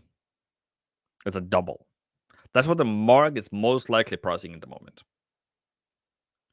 So, the Shrek family, you are a winner chicken dinner. Come over to me and we'll eat dinner together. If dollar tomorrow, if FOMC delivers a 25 base cut, instead of 50, what's going to happen? It's going to be a very clear repricing. Euro dollar is going to go lower. Dollar is going to go higher. Sorry about that. Dollar is going to go higher. S&P, Nasdaq are all going to fall. Why are they going to do? Why is that the reaction? Because let's call it a bet. Okay. If you have, I don't know, I don't know all these card games and board games and whatever table games are out there, but if we do a bit of the quickest I can ever drive trading kind of, where is it? Digital design. I'm just trying to find where that watermark thing is. Thank you very much, sir. If you have, let's say, 90% of the market thinks it's going to be 50 basis points. And 10% thinks it's going to be 25. What is going to happen to all those 90% traders? What's going to happen to them? They are, first of all, in their trading account is going to see that. Dead. Their trade is dead. What do you mean? They're wrong. They're going to hit their stop loss. They're wrong about. So everyone is then going over here and pricing in 25. How do you price in a rate cut? or rate hike. It is done in the bonds market. But if I take Forex just for the fun of it, it's that if you believe that Eurodollar is going to be 110 tomorrow, but it actually goes to 112, what do? You are 200 pips in loss. It is red. You need to get out of your trade. They're liquidated. Cool. That's exactly what I thought, because the market has been pricing a rate cut of 50 basis points for the last 1 to 2 weeks. It's been on and off, actually, to be honest with you. It's been a bit of a rodeo. Very funny, very interesting. But regardless, it has been very interesting. Secondly, for Euro, why is Euro falling? Is because we have already risen. We have started the week. We have priced in 50 basis. So if this is from, I would say 100 pips out of this is 25 basis points. So if Euro, I'm not going to say that's correct, but let's give it a deal. That if we fall tomorrow, short of a 50 basis point, if we don't do 50, we do 25, Eurodollar is going to go down to 105. 110.50, sorry, this price here. Why? Because that's when we started to price in the 50 basis points. So somewhere between 10.50 and 110 or 1.1, depending on how you want to look at it and see it and say it, is going to be the direction. How so? Because those who have bought your dollar, in this case, in the bond market, sold the dollar, needs to get out. December futures DXY is 10.55. All right, cool. That is about 30 pips down from where we are now. That kind of makes sense. So we're all good on that front, people. Everyone, 3, 2, 1, boom. Thank you. So,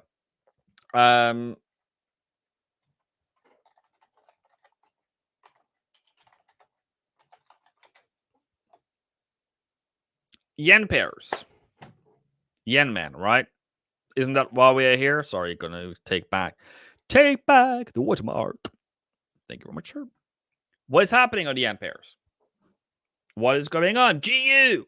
I'll do, Lincoln. I'll do. I just want to do a yen moment, okay? What is happening? What is going on? Where's your trade plan? Where's your theory? What is happening, Ivan? Number one, let's go to the expectations for rates. Where is Bank of Japan likely to do nothing? If they are likely to do no change until further notice, they have about up to 6 trillion yen every month that they're buying. Shouldn't these yens go higher? People are going a risk on. I don't know if I agree with that particular sentiment. Okay, we can do that. So that's risk on. Okay, it depends on how you look at it, but that's risk off. Let's risk on, okay? Risk on, slightly risk off. Yen's risk on-ish. Being risk on at least. Going risk on. Okay, I can agree with you actually, to a degree. So, what is happening here? I said around, what is it? 8th of August. You said yesterday. 8th of August, we're going to come back to this price. Have I bought it yet? No. So, I'm not really great. I should have gotten in by now. And you're wondering to yourself, Ivan, why happened to you? Why you kitty catty, all in drinking milk kind of situation? It is because I haven't seen the setup yet. I am waiting for 23rd of September, or I am waiting for the actual reversal. What do we have right now? Double bottom. And what do you need after double bottom? Higher high, higher low. So, and also my, my EMAs are somewhat bullish. It doesn't give me more reason to buy. So I can take a sip of coffee in the meantime and think, isn't that great?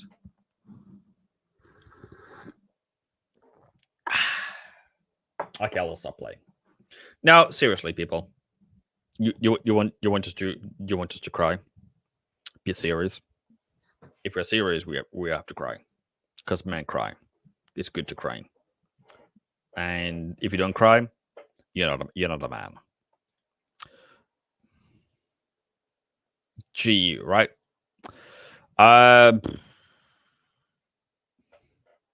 Yeah, okay. Let's take it from where it is. Resistance. Anton, yeah. I would maybe agree with you with that. It depends. It depends on CPI. It's currently not. The thing is, mate, it's funny, right? Okay, so the thing is we have had inflation in Japan since 2022 of above 2%, and still haven't done anything. Okay, they've done one rate hike. Cool. They're more interested in what Dollar Yen does, to be honest with you. So there's that. So we'll do it. I believe that British pound against the dollar should go to 135 by the end of the month. By the end of the month. What? What's going on? Is that possible? It is. Hear me out. We're gonna have rate cuts. We're gonna believe that we're gonna do 50. We're gonna do amazing. We're gonna do absolutely fantastic. And look at that buy setup I didn't take. And then going forward, might be now, might be later, then we're gonna go lower. October is gonna be a long fall. Now you're wondering to yourself, what do you mean? I mean that we are rising like the stars in the sun, like October, like August. We do that again in September, but then there is a pullback here, right? The pullback is necessary for us to continue the trend incoherent with the overall averagely traded higher price, so that we don't catapult ourselves into the equation of implosion. What does it mean? It means that if we go too fast, too hard, we're going to do whoop, woo, even lower than we were before. Okay? We don't like that. We want us to do slowly. We do slowly. That's what's normal. Okay? Cool. Yeah, I would agree with you. Cool. So, for GU, I expect higher prices. Does that mean that you're going to buy right now? No, that doesn't mean you're going to buy right now. Does it going to mean that you're going to buy at 131? No, that doesn't mean you're going to buy 131. That means that you have a bullish bias going forward and going higher, and your timing is going to be crucial. Why, you might ask? Because tomorrow is going to do whoop, whoop, somewhere in that direction. If you buy now, you're going to be stopped out. And I saw a very important informazione. I don't know if I'd be annoyed if I talk to myself like this, but sorry. I saw today video, which is very important. And I because I do it myself. Where do you trade? What if the Fed do the unthinkable and just hold rates? Oh, that is going to be the most dollar bullish that I've ever seen. Bullish, ever been bullish. Okay, that's a rocket. That's unthinkable. That's a rocket. Higher, dollar higher. I always talk about this, and I'm going to talk about it more, and you're going to be bored of me and be like wondering why you talking about this, Evan. I always try to do the larger play. What's the larger play? Where is people going to have just stop losses? Okay, when I've been said, what do you mean by people having their stop losses? Okay, so if we go to my FX book and we go to Outlook and we go to market sentiment, and then we're not going to do that. We're going to say, what's the average sell price? It's 130. And then average buy price is 131.71. Okay, cool. So in the meantime, 130.14. Everyone sold apparently 130.14. You're sure about that? No way. What? What?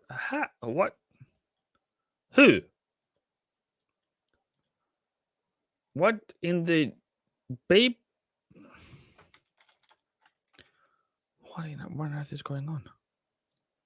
Is that where they're sold? It's not 140. It's 114. Sorry, sir. Was it? Is there a 1 before that? Yeah, it is. 114.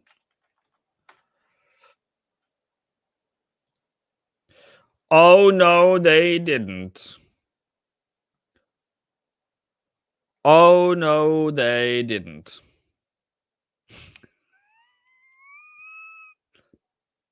Sorry. What do you do when everyone's sold there? What do you think the stop loss is going to be?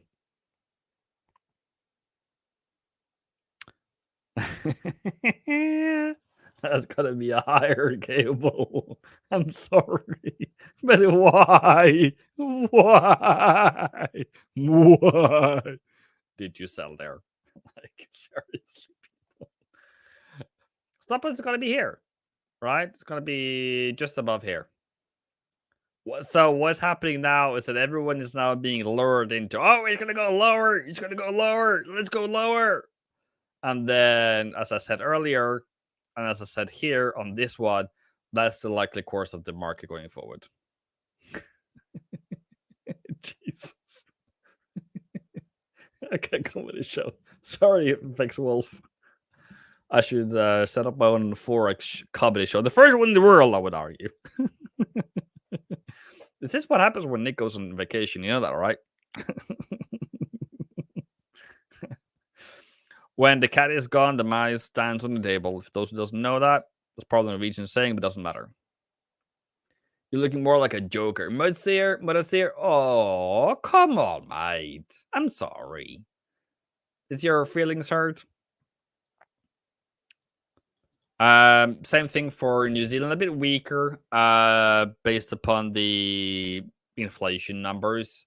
So this is one that's going to be like, so in the case of if dollar gets stronger, you're probably going to go to the one with the weakest inflation. And where do you get that? Inflation at the moment is 3.3. It's pretty rough. It's probably a bit rougher in Switzerland, but in the meantime, it's a good against dollar, and then Aussie dollar is much higher. That would mean that would be a much better deal of probably buying against the dollar when it is so strong in itself. Makes sense? Upside GU Junction. Jigme, yeah, he does. He goes backwards and he's looking at me like, and it comes back to me in my DMs like, Ivan, why did you say that? Can't you say something clever? Anton, I don't use RSI. So yeah, it's that's probably what retail traders do, don't they? I don't know. Let's go there. Check. Oh yeah, that's another one. And I don't know what happened here. Probably a lower time frame or something. Okay, it broke. Is that a sell? It's not a buy though. I don't know. Anyways, pund. The pund is coming down lower as expected. It is just a recalibration. We have the buy was on Sunday open. It is in my small opinion, like my real opinion, if you're going to become my real opinion, without being financial advice, I think that we're going to go lower a bit, then go higher just to trick the market. If you don't have a plan, you're going to get kicked both ways in your legs and then in your head. So be clever and smart about it. It doesn't have, by the way, a reversal pattern. So if price comes down to 130.90, would actually be a great level to look for a buy. The only question is, it going to be yeah, it's going to be like that. Then probably not as realistic to trade, but that's at least what your mind should tell you. So there is that one. Aussie coming in not lower. still higher, but of course elevated price. There is an entry here. There is an entry here if you wanted to. I didn't take them, but regardless, it's all nice to see in advance and later and all that. But all in all, I thought to myself that I really want price down to 0.655. I don't know if I've ever will get it, but I always try to do the high time frame, high probability, not high probability, high time frame. Where's the smart money going to be? Meaning, where is the clever? Because when you fall, you fall, and you fall, and you fall, and you fall, where is everyone going to be deluded? Is when we fall and we fall and we fall again down to a nice level, like we did on Aussie yen.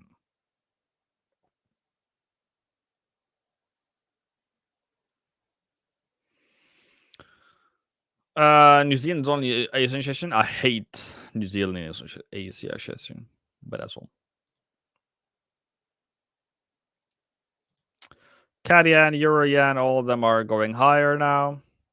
Okay, reversing. I don't know if it's reversal, is it per se, but it has the potential. So I need to be awake today or tomorrow on it. The only problem with it is FOMC, which dollar weakening will probably not make it very nice. But regardless, we got down to 140 on dollar yen before making a U-turn higher. So am I bothered? Yes. Is there breaking news?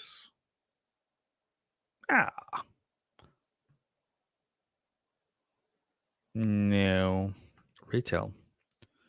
Okay, no, actually it wasn't. I was just given like pop-ups, but that was about retail sales 1.5 hours ago.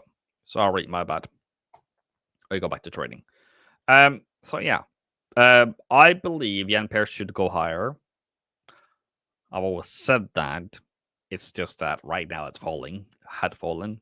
So maybe there's an upside to it. GU higher to 132.66 reporting on the indicators. Yeah, cool.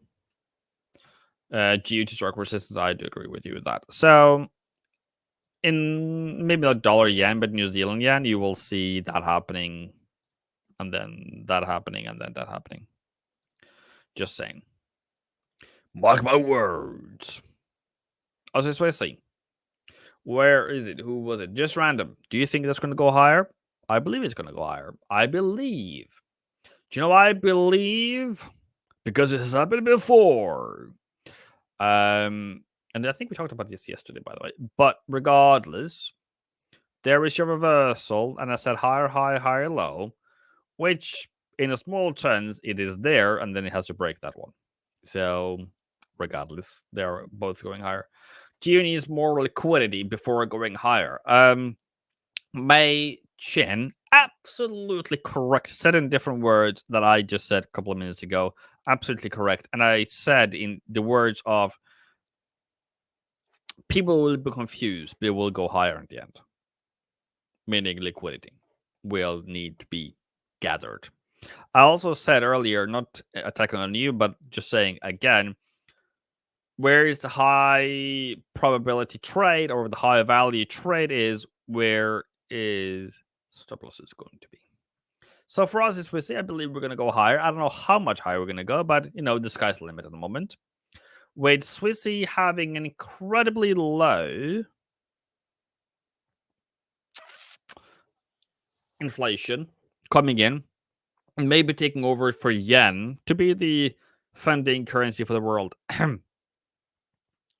You knew at 0.57 or Euro Swissy at 94.41 that we discussed that this is going to weaken or can weaken as long as it has low inflation for eternity. As long as it has low inflation, this can be the one that is taking over. Okay, you heard it here. Boom. Thank you very much, sir.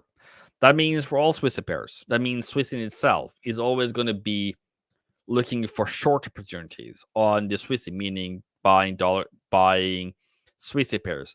And you're wondering to yourself, why do I talk about that? Why does that matter to you, sir?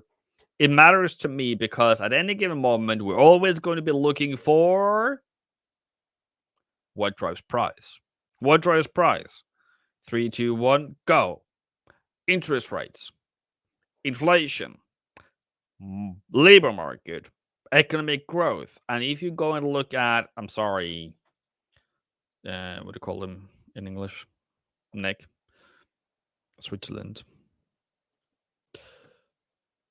If we go by interest rates, it is 1.1, and employment is 2.4, growth is 1.8 or 0.7, and PMIs are below 50. So that all makes sense that this might be the one that we get the lowest liquidity from, because Japan is the current one.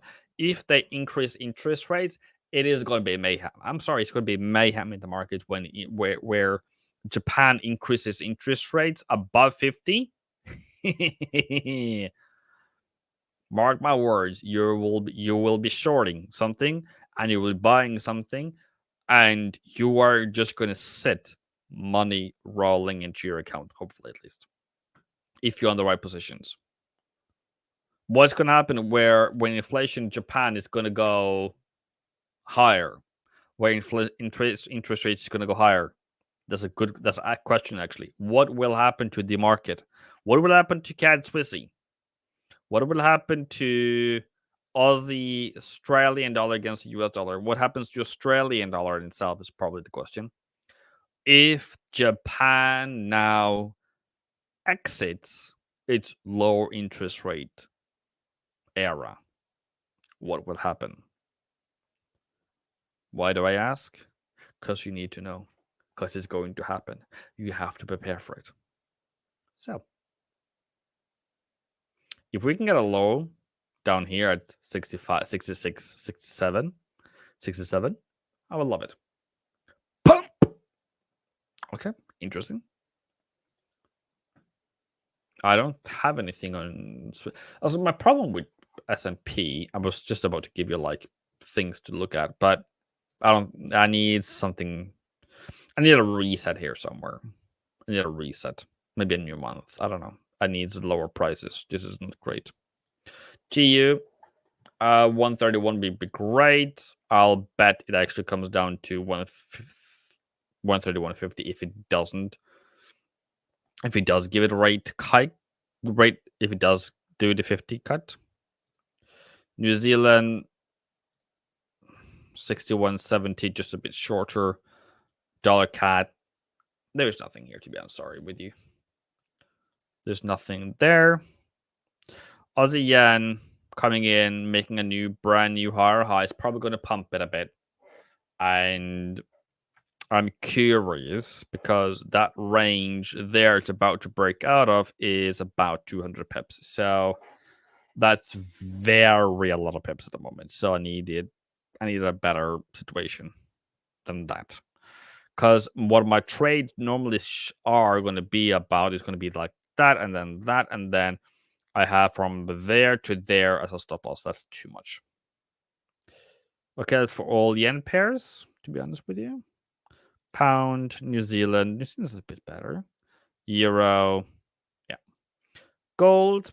I don't have a good enough pullback at the moment. It took off. Congratulations, Nick. I don't have a trade setup here. This is not a trade setup for me. It has paused. I really want to just say good night and come back down. I don't think that's really realistic. So the other realistic part is higher high, higher low. Very slow, very due diligent, but always go with the trend on gold until it doesn't anymore.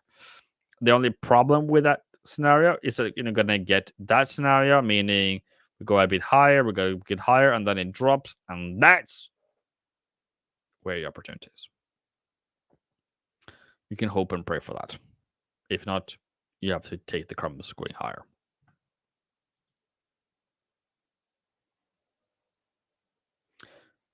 Aussie, New Zealand, pound Aussie. We'll do those. So for me, wait, take one day at a time, breathe, and move forward. Okay? Aussie, New Zealand. because I saw it first. Okay, all right. Let's go, brothers and sisters. We're going higher. We are ready for. Sorry. We are ready for takeoff. There's nothing you can do about it. Must have a. Okay, I like it. I like to move it.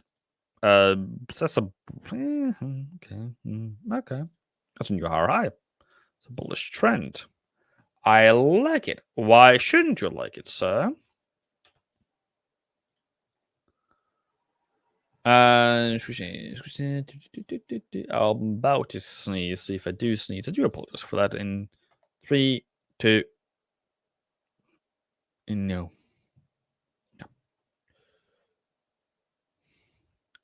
All right. Okay. Okay. It actually has some legs, as long as New Zealand is weak. But yeah. Okay. I feel like October is going to fall, though. So you have until October, I guess, to do something about it. Hopefully, Aussie Sushi gives you a pullback. Yeah, hopefully it does. Hopefully it does. Hopefully it does. Hopefully it does. Hopefully it does. So, Mickey, you are in one of the beautiful situations that you just need a pullback. And then whatever your entry reasons are before going higher on it. So, whatever your entry reasons are, you're welcome. British pound. Australia dollar. Oops, that was wrong, probably. But what's your direction, Bravo? Because this one doesn't come with one. It doesn't come with a direction. So you tell me, because that's bullish. That's range. That's potentially sell. And we are at support. Cognac says USD CAD. We will do so. Don't worry. Give it a couple of minutes. I just want to have a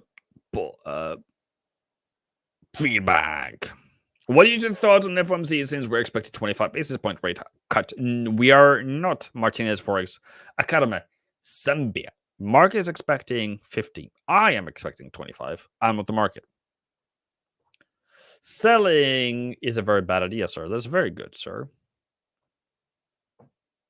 Please, $1 one time for me, please. Request. I can do that for in 2 minutes. I just need to have some qualification, because if you were thinking of selling, that would be your idea. If you're thinking that pound is an ever-loving, ever-rising thing, you're going to say, okay, this is actually going to give me a very good pullback. Let me see what's happening. Maybe down to 94.27. Don't trade it. But imagine, what if it happens? What if you get a better price? What if you imagine that pound is always going to be the driver of bullish directions? So in that sense, it's probably a better idea. Okay, right now, right now, dun dun dun dun. I couldn't do that tone. Dun dun dun dun. I couldn't do it. Sorry. Your ears probably bleeds now. I want price down to 132. Sorry, 131. Either 131.50 or 131 for a bullish setup for tomorrow or next week. Doesn't really matter. I believe that we can go up to maybe 133. But I believe that retail is going to get crushed because they all sold 1.3014, somewhere around there. So they are currently in loss. And where will they put their stop losses? About previous high, which is about 132.64. And tomorrow we're going to do hooray through it if we are going to get the delivery that is in line with 50 basis point cut. And if we don't, if we only get 25, I think we're going to go lower.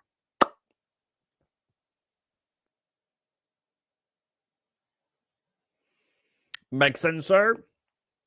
You're welcome, sir. How's your day? Fantastic. I just did gold. I'm not going back. There is no turning back once you turn your back on gold. No, don't get it. Don't let it hurt you. Don't let it back. Don't let it hurt you.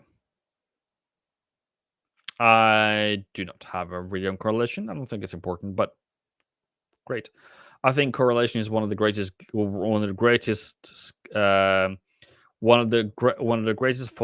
false prophecies to retail traders ever given. That together with RSI and reward ratio.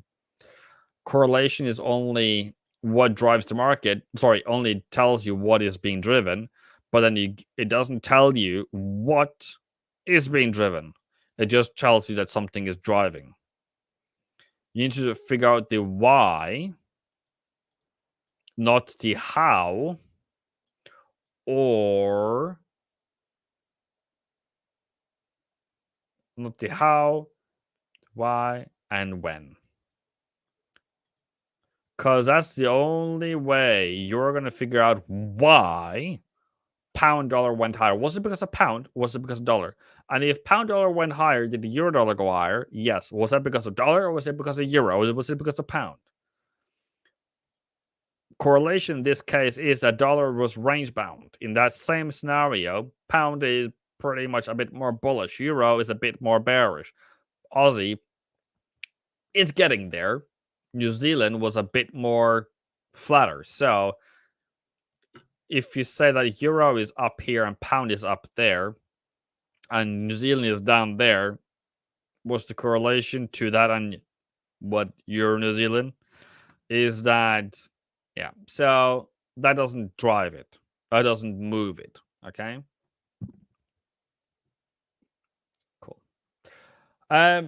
Cool. Whoever.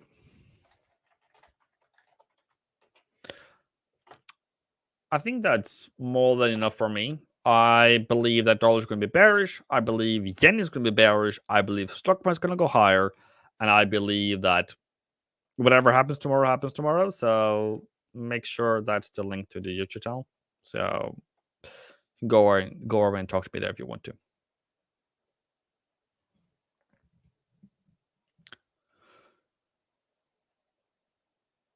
Yeah. So have a great day, everyone. Boom. We often get asked by our US viewers, how do you guys trade gold and indices on a regulated broker? To trade gold, indices, and more, we trade using Webull. And for US citizens watching now, for a limited time, you can get free stocks if you use our promo link that can be found in the description or dropped in the live chat right now. Webull is our top pick and personal choice when selecting a broker here in the United States for stocks, indices, and commodity trading specifically. Get your free stocks now by clicking the link and signing up using the instructions found there. Now, back to the show. Hey everybody, thanks for tuning in to today's A1 trading session. We love engaging with our audience, talking shop, taking requests, and sharing our favorite setups. It's about that time where we're going to review a bunch of indexes, stocks, currencies, gold, silver, Bitcoin, and pretty much anything else and share our insights. If you're wondering what trades I'm in, if you're wondering what trades I'm taking, and you'd like to see exactly how I'm trading everything, you can actually follow my trading signals. If that sounds like something you're interested in, we'll share a link in the chat and you can sign up.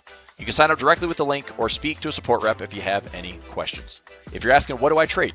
Pretty much everything. Indexes, ETFs, stocks, options, futures, Forex, and crypto. Thoughtful analysis, active trading. Check it out. And now, back to the show. Hey everybody, happy Tuesday. Welcome back. Just after 10:15 a.m. Eastern time.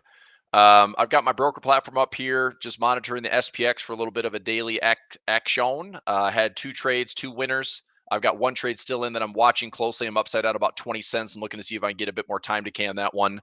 I'm looking for the SPX, hopefully after a gap higher, to just kind of calmly, it's up for the day. We're already getting, the tapes reading highs. Let's check the futures market really quickly. So I get it, like the market is trying to make a decent effort to get to maybe all-time highs. In fact, it is at all-time highs. Congratulations, SPY, you did it. The SPY's at all-time highs today, right in front of the Fed tomorrow. Interesting, huh?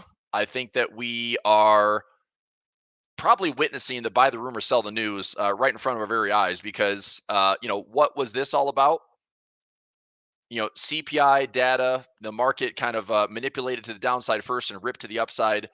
This Fed decision, if we're getting the cut at 50 basis points, all this stuff has been pretty wild and crazy. Now the probability says, let's go. I guess not. Maybe the Fed watch tool is broken because everybody's looking at it. I'll see if this updates. But we've got the SPY at all-time highs. We have the NASDAQ looking to see if it makes a run. So we also had a decent-sized gap on the NASDAQ to the tune of about 1%. We are sitting at the close yesterday with current price up about 0.7%. Microsoft announced a very aggressive buyback program as well as raising the dividend. That's pretty bullish for the NASDAQ overall. We're still sitting at this really interesting spot where this trend line and yesterday's close to today's gap, could we see a red candle appear and have this kind of, rip to the upside and then hitting resistance? We have this high, lower high. Is this going to turn for a lower high? Possibly. I don't know. But I'm trading it both ways where I need 1150 to the upside or downside on the Qs. I've given myself out to October 4th to see if we can get a move up towards this gap fill will be about 490. My center price, I believe, is 470. Let me check my Qs for a moment here. My Q trade, it's a 470. Where's it at? 473. Okay, I've got a 473 center price. So if we get to 490, that's roughly $17 worth of wiggle room. And I think I gave myself exactly $17. I did. I gave myself $17 to the upside and then $20 to the downside for a slightly, it's a trade that looks something like this. On the put side, so let's say, let me draw this out. Let's have some chart time. So this would be my put side. There's my risk. There's my call side. And then here's my overall risk. Okay. So on an options risk graph, this would be my dead zone. And that's going to be my max loss. If I eat this, the debit that I paid, that's my dead zone. On the put side, I've got $20 max profit, and that's $20 per contract. So it'd be about $2,000 per contract. And then on the call side, I'm doing a max. This would be the call side. This would be $17 max profit. Okay, so I'm still giving myself some space to make some money. I paid $11.50 for the trade. Now, if I see a $15, $16, $17 move, that is enough to cover the cost of my trade. That is enough to get me a profit target that I'd be pretty happy with. If I close this out for, let's say I close it out for $15. Okay, so it's $11.50 credit, or I'm sorry, $11.50 debit that I close out for $15 credit. $11.50, close it out for 15 and make $3.50 a contract. That'd be a 30% return on that capital. That's not a bad profit target. So 15 or higher, I'm probably looking to protect some profit as opposed to waiting all the way to October 4th and trying to go after my max profit. Because in order for me to get max profit, price would have to be above that sell call level, or it'd have to be below the sell put level. And if it just gets up there and I still have some time in the trade, I can turn a max profit here into maybe $17 or $18 and take the profit. I can turn the max profit here into maybe $14 or $15. And that's okay. All right. All right. So what I'd like to do today with everybody is just kind of do a little top down. We're one day away from the Fed. The watch tool is right here. Probability says we're going 50 basis points. I did some additional research tomorrow. This is some interesting narrative on just the Fed tomorrow. Look, the market is expecting a 50 basis points cut tomorrow. Now, let's see why the market would justify that. Let's see why the Fed would justify that. More importantly is what is Powell going to say to justify why they cut 50 basis points? Because, look, it wasn't that long ago. Within the last month, I was saying it, Nick was saying it, Frank was saying it. I saw a lot of smart people out there, macro-wise, talking about 50 basis points would be a terrible decision for the Fed. But the market seems to have priced it in. That Fed watch tool has not been wrong since 2009. And I don't think the Fed is going to make a surprise move. I think right now, like 50 basis points looks like it's baked in, and we're probably going to get it. Now, here's a reason why. Why is this okay? So right now, with the market expecting 50 basis points, if the Fed does 25 BPS only, now the market will be disappointed. Okay, and I'll put maybe disappointed because, of course, we don't have 100% certainty here, but the market may be disappointed because essentially the market front ran, right? It was moving ahead and kind of pricing in cuts, and all of a sudden the market got a little excited about that 50 basis points cut. So now if we only cut 25 basis points, the market might be disappointed. And I would say that price action likely stalls or drops. Okay, if the Fed does 50 basis points, we can say that it's priced in, and now it's all about the language, right? Because we have September FOMC, we have October, we have employment, and we have inflation data. We'll have the October, we'll have FOMC minutes, but we won't have an actual FOMC meeting, right? So basically, this is a FOMC rate decision gap, right? And then you go to November, this would be the next FOMC. And so with the 50 basis points cut, the language from the Fed could be the following. They could be so creative and explicit on why they decided as a Fed, as a consensus, to make a 50 basis points cut. Why? Because we felt like it was the best to make sure that we are, in the appropriate place for inflation data is improving, but recognizing that there's been a softening in the labor market, we want to make sure it doesn't get worse. As if the Fed can control the labor market by cutting 50 basis points. They can't, but they might act in the language like they can, like they have some big influence on what the market does. Now, this could boost a lot of things, right? Cutting 50 basis points, like I've said, is mostly a consumer cut. Housing market probably picks back up in a pretty big way because it's not just now. I mean, it could be like fairly immediate. Like if you see the 30-year mortgage rate go down from 6.2 to 5.75 or 5.7, that's a pretty dramatic change from 7.8% that we saw near the highs when this market was, sitting here at these unaffordable housing prices, which it still is. But rates need to come down, right? People want cars, people want this, people want to refinance debt. Small businesses, right? The runway for cash is better when you're borrowing, 2.5% lower than what we had during COVID, or when the rates got really high in 2022. So this gives a window for the Fed to justify the bigger cut. Okay. Now, if, and this would be more of the surprise, what I put up here, how to write this. So if the Fed surprises with 75 BPS, which I don't think is going to happen, it's nowhere on that CME watch tool, right? If the Fed surprises with 75 basis points, market reaction can be wild. And I don't think it necessarily is good or bad, right? It can be wild because it's not expected, right? This is the surprise.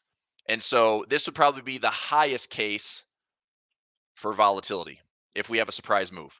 So in summary, this is what I'm kind of thinking for tomorrow. The market's already making its move and expecting the Fed to cut 50 basis points. I really think that the language the Fed uses tomorrow, or Powell with his press conference, he can be spending the entire press conference justifying why from now until our next rate decision in November, here's why. And he's going to do it in his like crafty way where he'll say there's good things happening, there's bad things happening, we're aware of both. Here's why we made the decision, blah, blah, blah. Let's see what price action does. Price action is going to be ultimately our best friend this week based on tomorrow's close, based on intraday price action, based on where the week closes. All these things are going to matter. But right now, it looks like the Fed is, in fact, highest probability going 50 basis points to cut. With the gap from now until November, I do think that 50 basis points, and it's funny, like I didn't have this conclusion 2 weeks ago. I thought 50 basis points would be a full admittal from the Fed that they messed up and they misstepped. But another thing that's not been being talked about is that there's a big comparison between the Fed funds rate and the PCE, and there's a big difference between the Fed funds rate and the 2-year. Okay, the 2-year right now, the 2-year yield is sitting at 3.6%, right? This is like I think it's like a 40-year extreme of the difference between the official Fed funds rate and the 2-year yield. It's like a 40-year extreme. And so the Fed is looking to tighten that because every time it's been this stretch, we've always had a recession. And there's so many things that's like, we have a recession. It's close to recession. This signals a recession. The Fed is right there. Like, it feels like we're kind of on the brink. And if somehow this Fed this week, tomorrow, for the next couple months, can give the type of language to assure the market that things are okay, we're doing this, and we're actually getting caught up, and based on the data we see and the trends and blah, blah, blah, and whatever Powell says tomorrow, if the market doesn't tank to the downside, then the Fed is doing a pretty good job of threading the needle with this soft landing scenario. All right. So that's about all the narrative stuff I want to talk about today. I want to get into kind of top down and see where else we're going. But does that make sense? You know, look, a week ago, 2 weeks ago, I was still in the camp of going 50 basis points. I think they're overstepping. They're clearly trying to cut to just like stall the realities. And I don't know if the market's going to buy it. The market is so good at sniffing out crap from the Fed. And it might still do it. But, you know, look, Microsoft was a big deal, raising dividends, offering buybacks. You got a lot of the biggest companies out there that right now, if they want to keep their party going, keep their stock prices higher, they're doing buybacks, they're doing splits, they're making things more affordable, they're enticing more order flows in. And right now, the path of least resistance is still pretty bullish. You know, the SPY just broke highs today. We have all-time highs in the S&P. You're going to see that as a headline today. The futures market ripped overnight, right at 6 p.m. actually. And today we're just kind of gapping higher, drifting higher, but not a lot of price action intraday. The Dow is sitting at all-time highs. The Russell, what's the Russell doing today? The Qs are up. The Russell's up. Russell's up 1.34%.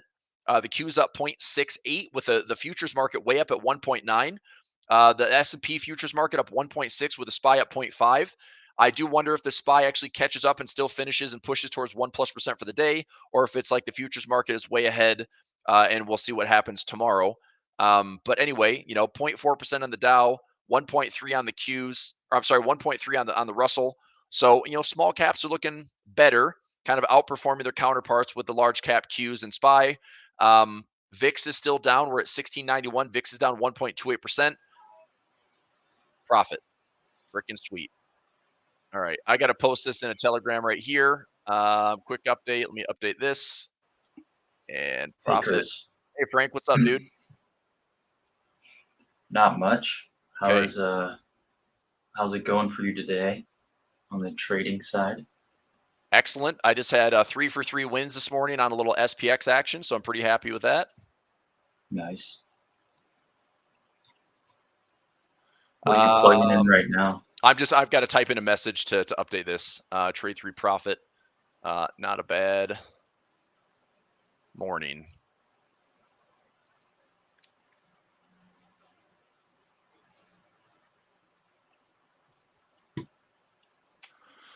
Okay. So Frank, were you listening? If not, I want to get your feedback. Look, man, it looks like 50 basis points is a reality. And so I was considering, like, I didn't think it made sense a week or two ago, but I think now with the gap between September and November, I think it gives the Fed the runway and the window to like justify why, because they could say, if we only needed 25 basis points and we had more sensitive data coming in over the next month, we want to make sure that we kind of get ahead of it. So that way they can maybe cushion for softer employment data that maybe comes out in October. In fact, we'll find out October 4th because we have non-farm payroll. So more unemployment claims, non-farm payroll average earnings and unemployment rate, plus our job numbers. We can see where those trends are going.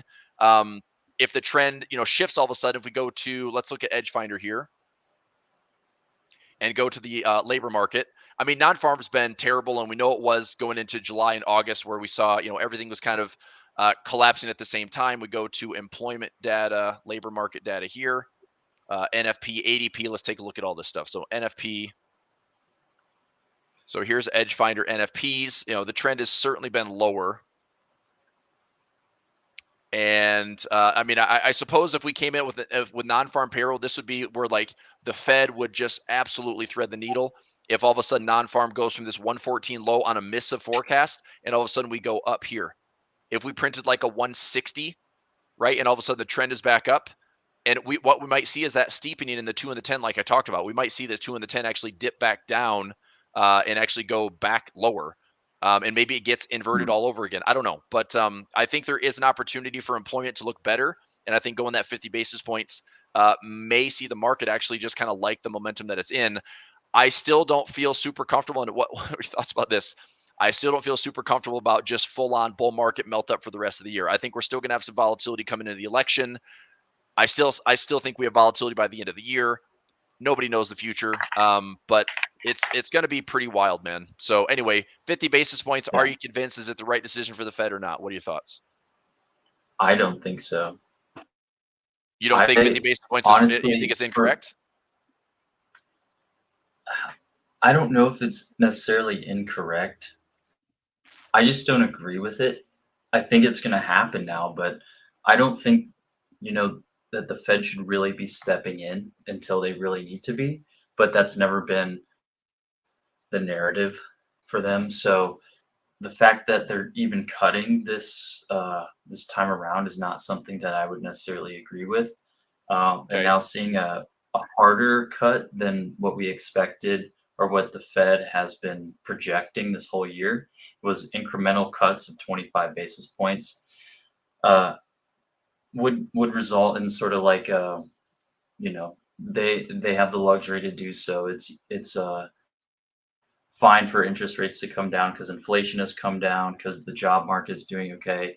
But the fact that they're going deeper, they're doing 50. Some analysts on CNBC and Bloomberg I was listening to yesterday were begging for a 75-point cut, which probably won't happen. I think that's a terrible. That to me is like you're asking for an emergency cut. You're asking for the Fed to admit that they're dead wrong.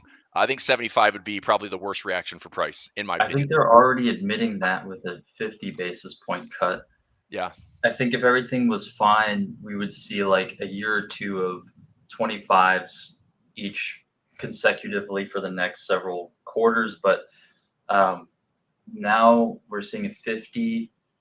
Who knows what they're going to do in the next meeting. But they haven't indicated that they were going to do a 50 basis point cut. This is just what's on the Fed watch tool. So, I mean, it's not necessarily a guarantee, but a day before the interest rate decision, we're seeing 61% chance that there's a 50 basis point cut. That's a pretty solid chance for that to happen. Mm-hmm. I think this is, in my opinion, the bigger the cut, the less bullish I am. I think we could get a positive reaction, at least at first, but I don't think going into Q4, this is what we want to see. Right. And 2025 is not looking good, in my opinion. So honestly, the bigger the cut, the more bullish I am on gold, because that means the economy's worse than we thought. Jobs market's not good. Yep. Fed's got to step in. Yep.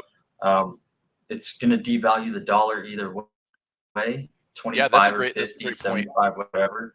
Yep. I think gold is going to outperform. It's already outperforming the NASDAQ. It's up like 25% on the year. Tech stocks, the tech index itself is like 18%. So I think gold will continue to outperform.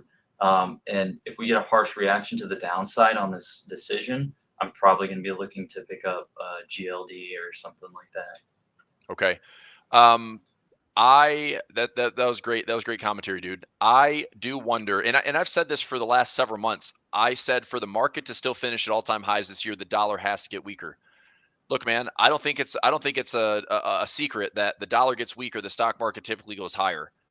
For us to have like a crazy and look, if the market finished, if the SPY is over 600 by the end of the year, if the S&P is over 6,000 by the end of the year, is that a doable target for you, or is that like completely irrational, makes no sense? It's single digits away. Did you say 6,000? It's single digits away. Like we're talking like maybe 4 to 6% more upside to get to those levels. Because dollar weakness 6,000 by the end of the year. By the end of the year. Yep. What's that percentage move right now? That should be less than like 5 or 6%. from current price? Yeah, let me take a look. Okay, because we just So an have SPX we just 500, crossed it's a all-time highs. 6% move. Yep. So good. It's 6%. Yeah. I mean, it's doable. Obviously, like 6% is not a huge thing if we're talking about like a year's worth of time or maybe the next. I mean, we only have like a couple, 4 months left.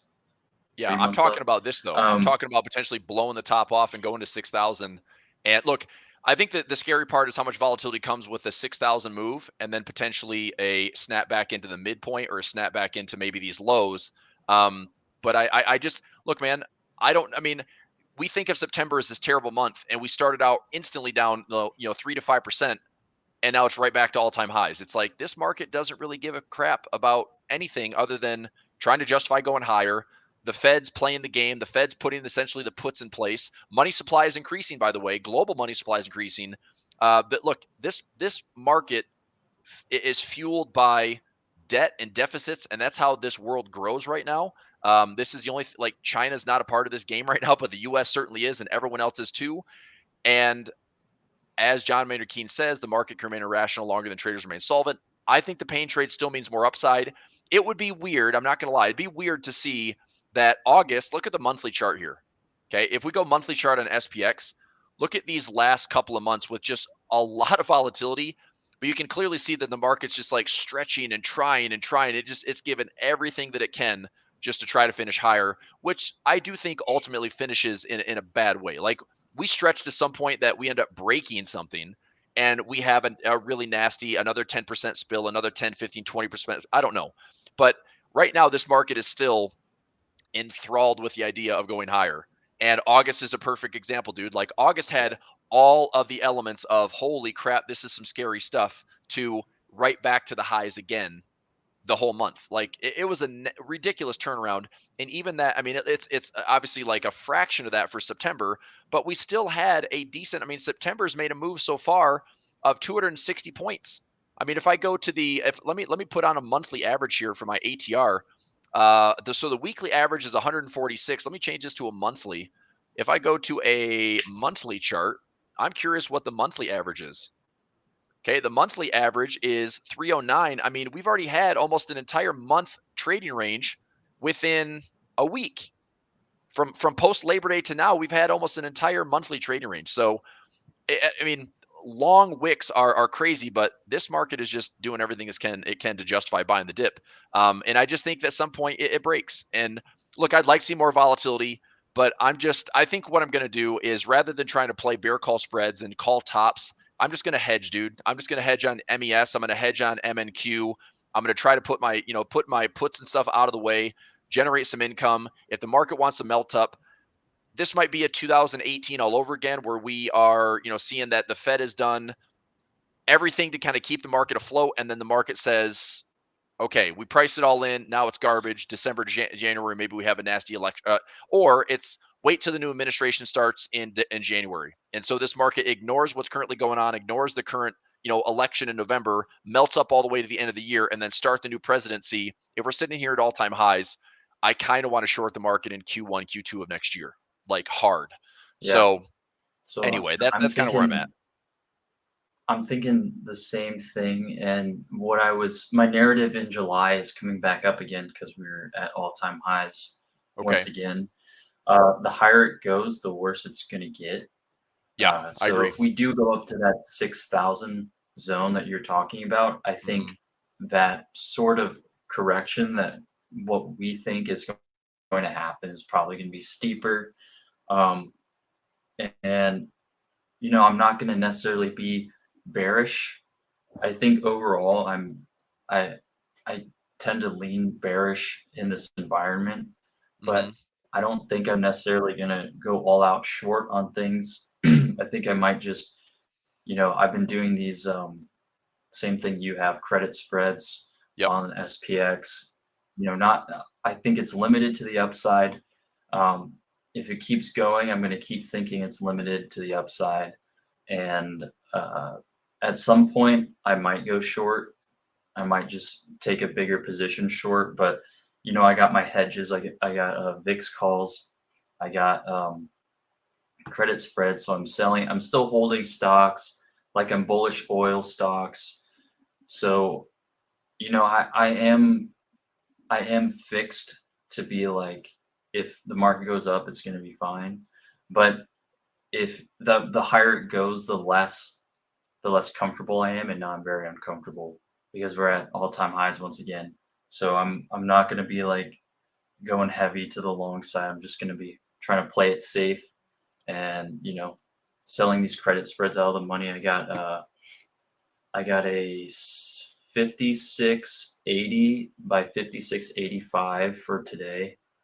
5680, And that's on the 56. SPX. Okay. That's 5680. Okay, I'm going to show you something here, dude. We've got a gamma level up to 5700, so potentially late afternoon. And again, I don't know, Frank, you might be good with that, 5680. Look, man, if you can you tell me why you chose those levels? Just tell me why you chose 5680. I went above all-time highs on SPX, Okay. which on that instrument is 5669. Yep. And I saw that it had $1 or more premium, and it would be by the end of the day. So I took that. We gapped up Okay. higher. Yep. So when we closed, we gapped up 0.4%. We're up. Let's see what this move was. We're about 0.55 right now from yesterday's close. And we're up 0.2% on today's open. Yep. So we're hitting kind of a limit, I think. I don't really understand a full-blown move to the upside. So this is kind of the risk I'm taking. But I think now gamma levels are at 5,700 because of this gap up. But I'm not necessarily confident that we're going to see, let's see, how hard would this move be? So Yeah. 1% from here. Go ahead. 1.5% on the S&P in like a day. I don't know about that. Yeah. Well, my chart, the only thing I want you to be aware of is my largest gamma strike level right now is 5,700. So this could be the magnet for today's price. I mean, that's a pretty big drifty move ahead of the Fed. That makes me a little bit more, kind of price aware and price conscious of like some volatility and some pullbacks and gap fills tomorrow. I also wonder if, obviously I want you to win the trade. I was just asking, like, if I'm not saying I'm calling top center better than you are, but I'm saying, like, I saw this 5,700 this morning. I like the idea of, if I want to put on a bear call spread, I like the 5,700 and trying to get filled at like, $2, because by the time price gets up there, if it's trading for $1.50 or $2, you can reduce the size of that risk. Well, this morning it was at 13% I know. delta. I know. So it's the same thing I did in that broken wing at 96%. Like, that was a 4 delta and I got smoked on that trade. So anyway, we'll watch it. I hope it's pretty quiet. I'll certainly keep that 5,800 or 5,680 in mind. And you and I can high five if you get that trade right. So I just want you to be aware, like, we might hit 5,700, but we could rebalance by the end of the day, dude. It's a cash settled instrument. So if we fall, let's say we stretch to 5,690 or 5,700, but we fall and rebalance the entire day, we come into FOMC tomorrow like pseudo neutral. So anyway, I'll watch it, dude. I think I was curious, like, I get it's above the all-time highs, but I was just asking, like, because I had 5,700 in mind for as far as the top. Yeah, it is risky. I also have a bull put spread that I took this morning too. I have the lines marked out on SPX. Mm-hmm. So I have a 5645 by 5640. So that was $1.15 credit. And then $1.05 credit for the 5680. So if we stay in this range, it'll be great. If we break it and say we just keep going, I'll take a loss on one, and I'll pair some of the loss with the bull put spread, but it will be a loss for the day. Got it. All right. So we'll keep an eye on those levels. Let's take a look at gold, silver. I'm getting more and more excited about bigger plays on both of them. I would personally love to see a pullback on gold if we can get one. I'll go to gold right here. So I want to talk, dollar for a second. Let's go dollar, oil, gold, silver. I've got to do one thing really quickly here. Give me a second. 917. Okay. Why do you think the dollar is up on higher expectations of a 50 basis point cut? I think it's just noise. Honestly, I don't think it matters right now. It's like the dollar's sitting here, at these support levels. Look, man, it would be a crazy trend to see this dollar from June to now have the drop that it did, and see the dollar just continue to go with a full-on breakout. We have not broken these lows since 2023. The last time we'd be breaking these lows, we had this little fake out during July of 2023. The last time we had this big run in the dollar, this is when we came off these crazy lows in 2021. Dollar got ridiculously strong. That was also the market pricing in the rate hikes. Now the market's been pricing in rate cuts, and I do wonder, there's a lot of room to the downside. If this market's like, you know what, screw the dollar, there's a lot of room to the downside, dude. Like this entire dollar move from 2021 to the peak here in 2022 when the market topped out, this dollar could drop all the way back down to 93 or 92.50, and bye dollar, hello lack of purchasing power, debasing, and hello gold, silver, Bitcoin, stocks, like assets rip. This could be like the weirdest irrational inflationary play. But if you're getting a debasing dollar, like you kind of need assets to go up. I'm not saying it's good or bad, but it's going to be a big move if we have it. I just don't know if the market's that willing to say that the dollar is the weakest of everything compared to, is the U.S. economy in a worse shape than the Eurozone? I don't think so. Is U.S. economy in worse shape than the U.K.? I don't think so. Is U.S. economy worse shape than Canada? No. Australia, New Zealand. I mean, Australia, New Zealand rely on China way more than we do. And there's obviously smaller economies. So I want to see it. Basically, that's my point. I want to see the dollar, if it's going to break, make it obvious, right? Let's see like the break and the flag and the go, or the break and the retest and the go. I think there's opportunities to trade it.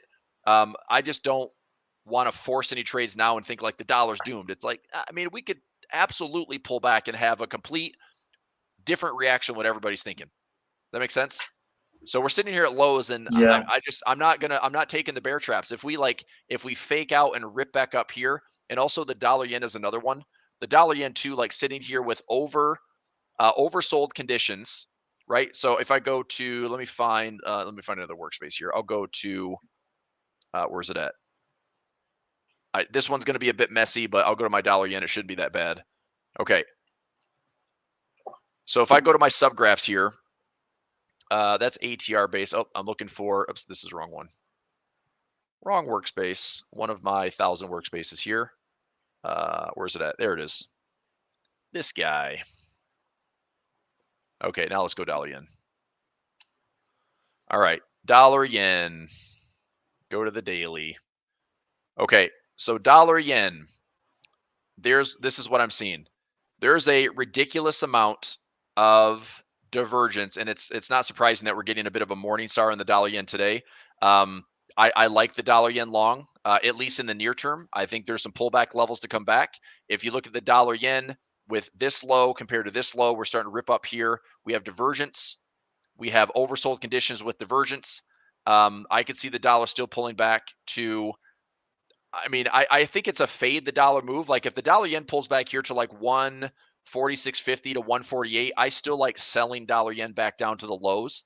But I think if we have a risk on flow, it's going to be weird, man. Like the dollar yen is moving very differently than others. Look at the Aussie yen. Not to the flash crash lows we saw. CAD yen, not to the flash crash lows we saw. Euro yen, not to the flash crash lows we saw.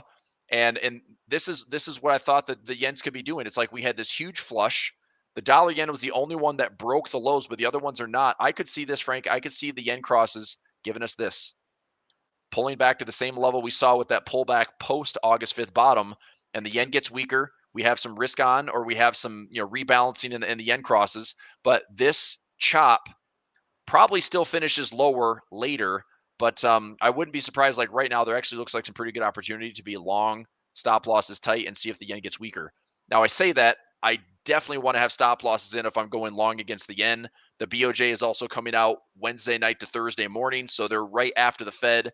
And we know that that's happened in the past where right after a big FOMC announcement, the BOJ is right on top of that. And there's all sorts of crazy action that can happen during the Asia and the London session the next day. So I think as long as you have stop losses in, it's not too bad. And the yen, I mean, looking at the Japanese yen futures, looking at the Nikkei, I could see this bigger swing. It's just a big price action play. Here's a giant swing.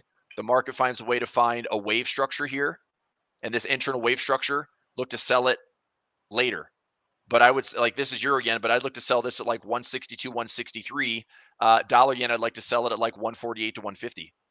So I don't mind getting long with the stop loss, because if you look at the upside here, I mean, if I'm long with a stop loss below this turn, my reward potentially up here, I mean, that's a really good opportunity to be long, maybe a 2.5 to 3x to 1. Not a bad trade. You know, is this the guaranteed bottom? No, we could have like another spike lower and then it reverses and still goes. But if I'm calling a direction here, I wouldn't be surprised that the dollar yen goes higher and the other yen pairs start to go up, and we see a weaker yen over the next maybe 2 to 3 trading days or the next week or so, and this actually makes some headway to the upside. So that's a little prediction that I'm willing to call out right now. I think the yen gets a little bit weaker. Thoughts? Okay. What do you think? I can Disagree? I You can think this yen's see just that happening. on a trail to the downside? I think the yen is ultimately going to be stronger. Ultimately, And I think in the longer term, I think every time UJ pulls back like this, like it comes up, I think it's setting up for another short. Um, I don't think that the dollar is very strong. And I know like the argument is, well, the dollar is like better than all other currencies. Like why would it be, worth less than others? I don't necessarily think that matters. I think because what we're doing as a central bank versus what Japan is doing, versus like our economies, I think that's just sort of a main driver of sentiment. And I do think the dollar is, ultimately stronger than the yen, but I don't think like that it's going to continue to push higher, if you know what I mean. I think this is a big unwinding trade because we're in heavy risk off right now, and the market doesn't really seem to think so. But if dollar yen continues to unwind, like we've been seeing, I think eventually it's going to catch up to the stock market, and we're going to see some pretty ugly moves. But I have a point. I have a plan or question for you. What's the plan? You know how we talked about those broken wing butterflies, but we would take them as like so like buying puts out of the money or deep in the money. I'm sorry. So buying these puts deep in the money, broken wing butterflies, and then buying calls deep in the money, doing the same thing. That's like an iron condor trade, but it can be cheaper. What do you think about doing that for like deep? Are we talking in the money or out of the money? Deep in the money, right? Deep in the money. Let's build one. Let's build, give me an what do you want to look at? What asset? You want to build one on like SPX? Okay. Yeah, let's look at SPX. Okay. And let me build. I want to build one out. So we can do a broken wing. We can build it. This will be kind of nice. Let's do this. Let's go SPX. Give me some strike prices. So I'm going to build out. Let's do a. You want to call one for like Friday? Let's just look at a. Let's see. I'll just go all. Edit spread. So September 20th. So I need 6 option legs, right? So I need the sell in the middle, and then 2 buys, or we can sell the middle and go above and below with the broken wing. Okay, so buy, sell, buy, sell, buy, calls on top, puts on the bottom. All right. So we're doing SPX. Give me some legs. Give me the broken wings. And let's actually construct this on the risk graph. Let's see what it looks like. So let's say we break 70 or 5,700 by next week or by the end of this week. So that would be buying a put at 5,700, selling a put at 5,710, buying another put at 5,715. Okay. So you want to give me the sell legs first. What is up with my font's looking weird. All right. So what's the pin price? Selling. It's 5,710. Yes. And that's a 5,710 put because we're going in the money, right? Yeah. Right? Yeah. Okay. So sell the 5,710 put and then buy the 5,700 and then buy the 5,715, right? Yep. Okay. Let me get that one ready. So 57. All right. So on the put side. All right. What's the expiration year? Can we just go out to this week, the 20th? Yeah. Okay. We'll do the weekly expiration on the 20th. Okay. So on the put side, I'm going to sell the 5,710 and I'm going to buy the 5,700 and the 5,715. It looks like Okay. $2 credit for me right now. Okay, so I can sell, I can buy. So I'm selling the 5,710 2 contracts. All right, so I've got the 2-1-1 there for the butterfly spread, the put butterfly spread in the money. Now, what about the call side? Okay, so let me look at this chart again. Okay. Maybe we break. Let's see. Say 5,600. So okay, we'll do. So we sell the 56. Our pin price will be at 5,600. Okay. And then you'd go 5,610 by 5,595. Is that right? That's right. Okay. Call. So we're selling the 5,600. 2 contracts, and then 5,610 and 5,595.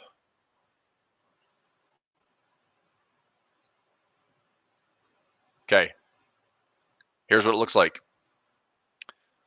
So you can take that trade for $6 to $7 credit. You do have a dead zone in between. You've got a profit peak, but if price goes beyond those levels, you get paid. So price is right here in the middle. This is all a dead zone. What is the risk here, Frank? We're looking at collecting about $5, $6 credit, but we have, what's our widest? 15 or 10? Like 10 points wide?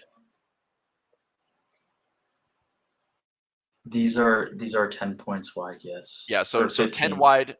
We're still collecting $5 or $6. So I think the trade is going to be if we get a $6 credit, we're risking about $4. So that's going to be our max risk in the dead zone is about $300 to $400.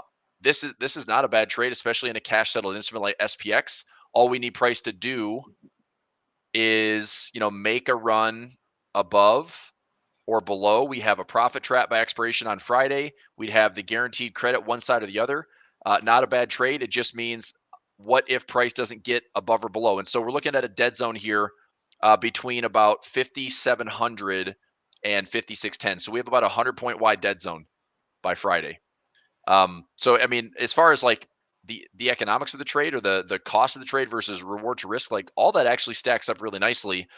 There's no assignment on SPX. It's cash settled. I kind of like the trade, to be honest. I mean, price obviously goes nowhere, but if I'm only risking $300, I think I'm going to take the trade, dude. The only issue is managing the trade is not one trade. Like I have to take basically the call side, put side, manage them separately, which is okay. But I mean, in the money, we're getting ourselves a chance for price to move. So I don't know, man. I don't think this is bad. If you can get like, I'd say $6 or $6.50 So we do these in the monies. This is kind of similar to how I trade the earnings plays when I go in the money credit spreads. I try to get about 70% of the premium. So I like this trade. I'd probably, if I'm going to make any tweaks to this, I might look at the deltas of the put side and call side, simply because. So I kind of like this idea better than trading just the normal butterfly. And also, let me see something here. If we go a little bit wider, let me check something here. If I edit this and if I sell the 56 and I go, let's go 10 down and go 15 high. Let's go 10 and 15. Okay, so 10. Let me go 15 down and 10 high. See what that does.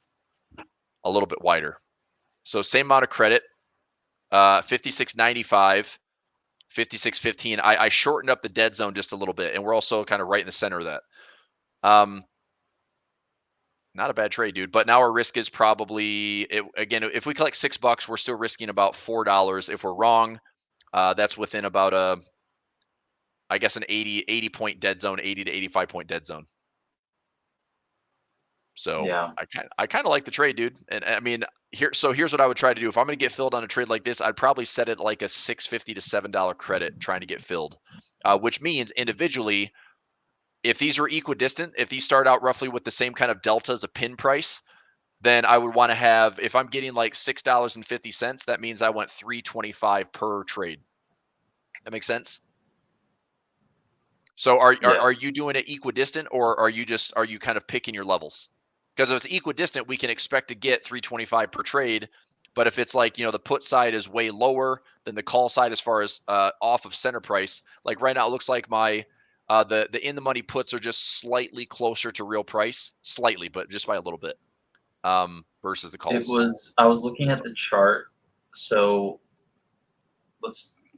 if we go to my screen, these green lines, 5,700. That's you said we had gamma levels to reach that today. 5,700. So yeah. Yep. I'm assuming by Friday it's probably going to be more probable.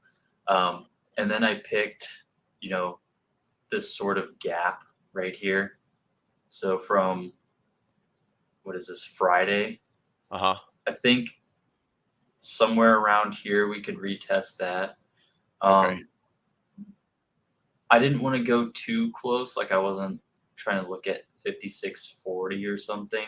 Sure. Because I know that the trade would be really expensive and the payout wouldn't be too great. Yep. So this would be, if we do see a big sell-off, I think it's going to take out a lot more than us ripping higher. I think it takes more candles for us to get to this spot. But if we have one bad day, we could wipe this out. So that's true. I kind of like 5,600, and we have 3 days to move 80 points. Yeah, I need about 80 to 90 points. And so the profit trap is like that's the lucky lottery trade versus just getting beyond those peaks. If we get price to go beyond the peaks, we still make money. I mean, collecting $5 or $6, dude, that's a great trade. I would love it. And again, one side's going to be a loser, right? So I mean, if we're collecting 530, we lose on one side. So the net result here, you have to remember this too. If I did a $6 credit, okay, and we're getting roughly, let's say $3 per trade, the reality is I'm getting $6 up front, which means I'm risking on one side. I think I'm risking. Hey, am I risking? Oh, are we out of time, dude? Oh my gosh. Yep, I'm coming in here. I got to cut y'all off. We've got. Oh my gosh, we'll never know what happens to the broken butterflies. Yep, sorry about that, but we're a little over time. So, Chris, Frank, thanks for coming on today. We're going to get more of both of them throughout the week. So we've got FOMC tomorrow. Chris is going to be here covering everything FOMC tomorrow. We're going to be streaming all day, but yep. We've got Nick Phillips waiting, so we're going to go ahead and transition over to him. Cool. All right, thanks, Frank. Hey, if you want to take this offline, let's continue this. I want to get this thing priced out. Sorry, Nick. Enjoy your session. Yeah, sorry. Thanks, we'll be more mindful of it. All right, we're going to take a really quick break, and then we'll be right back with Nick Phillips right after this. If you're someone in the United States looking for a Forex broker, it's been hard to find recently. There's been a lot of changes in the industry, so I wanted to take a moment to tell you guys about Oanda. Oanda is a US regulated brokerage that allows US traders to trade currency pairs like the euro dollar, the pound dollar, the dollar yen, Kiwi yen, all sorts of different currency pairs. So if you're interested in checking out Oanda, we're going to be dropping a link in the chat right now as we speak. They, again, are a huge brokerage in the United States that allows you to trade without the worry of whether or not your account is going to get shut down tomorrow from an offshore, unregulated, sketchy brokerage. They have been around for a long time, and I've used them myself for a number of years. So if you're looking to trade FX and you're in the US, this is the brokerage to check out in my personal opinion. So take a look at it. We'll drop the link in the chat, like I mentioned, should also be in the description of this live stream. Do your due diligence and see if it's right for you. Now back to the show. Hello. Welcome to the 11 o'clock segment of the A1 Trading Show. Chris and Frank, you guys are always killing it, so I don't mind hanging out and waiting for a little bit and actually learning a little bit from what you guys are sharing. So definitely enjoy every time I jump on and I see you guys and get to hear what you have to say. So moving into today's session, I have been pretty hand city, I guess I should say. I've been sitting on my hands all morning. I watched CAD CPI come out, as well as U.S. retail sales. U.S. retail sales really didn't give us much. CAD CPI gave us a slight CAD downside. Still didn't take anything, though. I'm really not interested in being involved in the market on a day like today, being pre-FOMC, and a pretty, I would say, knife's edge FOMC. It seems like the markets are, we've begun to price in a bit more for a 50% or a 50 basis point cut than we were even yesterday when I was looking at these numbers. I was looking at the Fed watch tool last night. I believe it was last night. And we had a basically 50-50 split. Let me see if I can pull up yesterday's. So as of yesterday, this was 52% and this was 48%. So the markets have begun to aggressively price in more aggressively price in a 50 basis point cut idea for tomorrow. So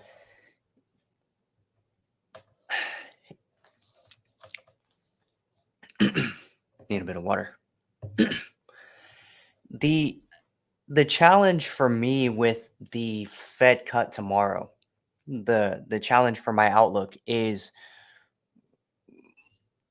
this aggressive of a cut, this hefty of a cut is almost scary because it sort of implies that the Fed is behind. They tend to, in my opinion, or in my experience, they tend to want to do 25 basis point cut increments. They don't want to scare the market. They don't want to, they want to take things nice and steady. I think the last time they did a 50 basis point adjustment was in 2022 when they were fighting high inflation. But a 50 basis point cut right off the bat, to me, implies that they're behind the curve. They are worried about the softening labor market. They're not as concerned for the risk to inflation.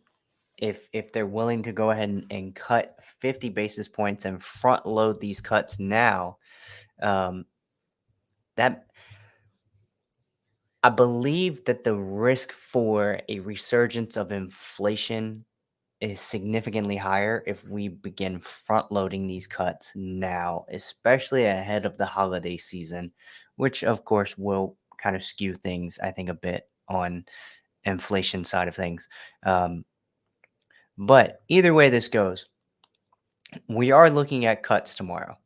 If we don't get a cut, that will absolutely be a monster hawkish surprise for the markets. And I think we'll see stuff like, NASDAQ ES fall to the downside, USD pop to the upside pretty hefty on a zero change, which I don't think anybody thinks that's going to happen tomorrow.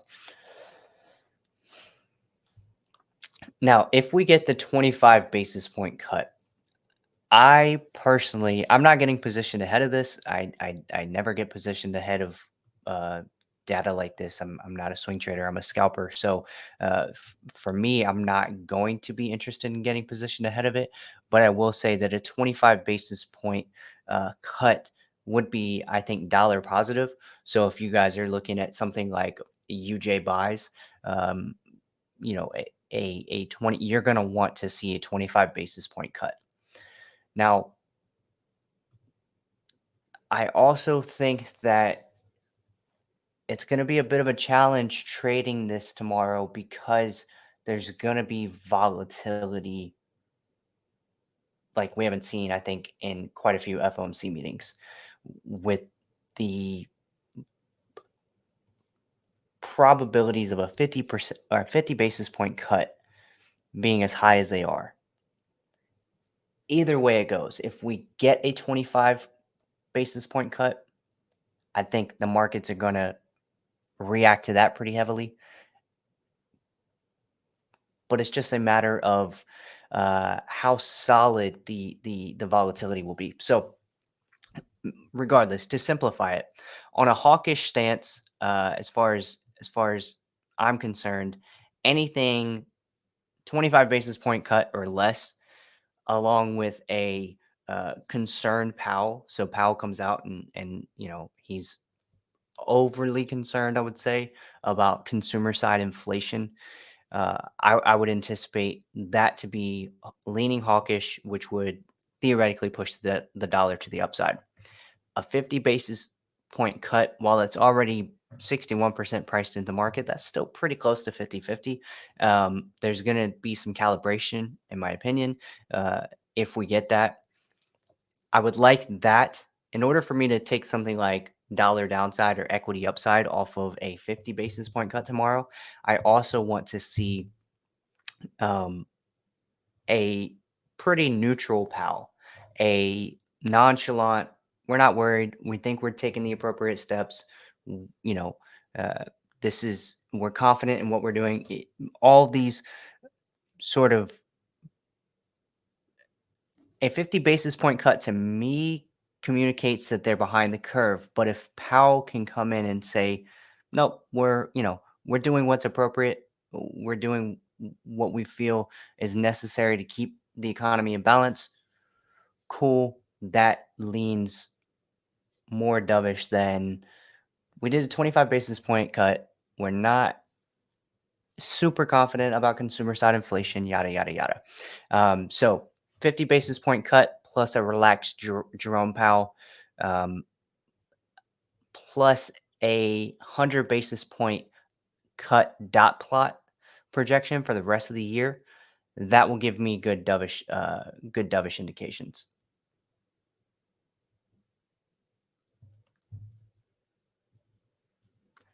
Yeah, 62%. Anton says 62% last estimate for 50 basis points. Yeah.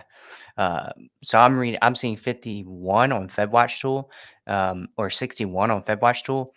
But yeah, that to me communicates, still a pretty, no matter which way this comes out, there's almost half the market is calibrated for one or the other.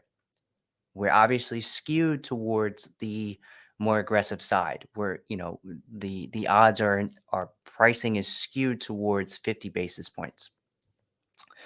Towards 50 basis point cut. But because these are so close to this 50% probability area, I don't want to say it's 50-50, but from a scalping opportunity standpoint, a 59% possibility for one and a 41% possibility for another, if they float right around in this area, either way this goes, I think there's going to be significant recalibrating for across the entire market. So if we get the 50 if we get the 25 basis point cut, I think we're going to see calibration in a hawkish direction. We're going to see the market go, oh, okay, they didn't cut as aggressively as we anticipated them to. That leans more hawkish. Likewise, if we get this 50 basis point cut, oh, they're cutting pretty aggressively. They must be behind the curve. Dovish anticipation of like the Fed has to catch up to a place of balance where they feel more comfortable with 25 basis point cuts, because that's their standard, you know. And the other thing about the Fed is they don't like to shake the market. They don't like to surprise the market. So I think a 50 basis point cut it's aggressive and aggressive enough to spook the market, which does make trading the dollar around this information a bit tricky. But everything else, I think, should move in a typical and in line with a typical dovish outlook.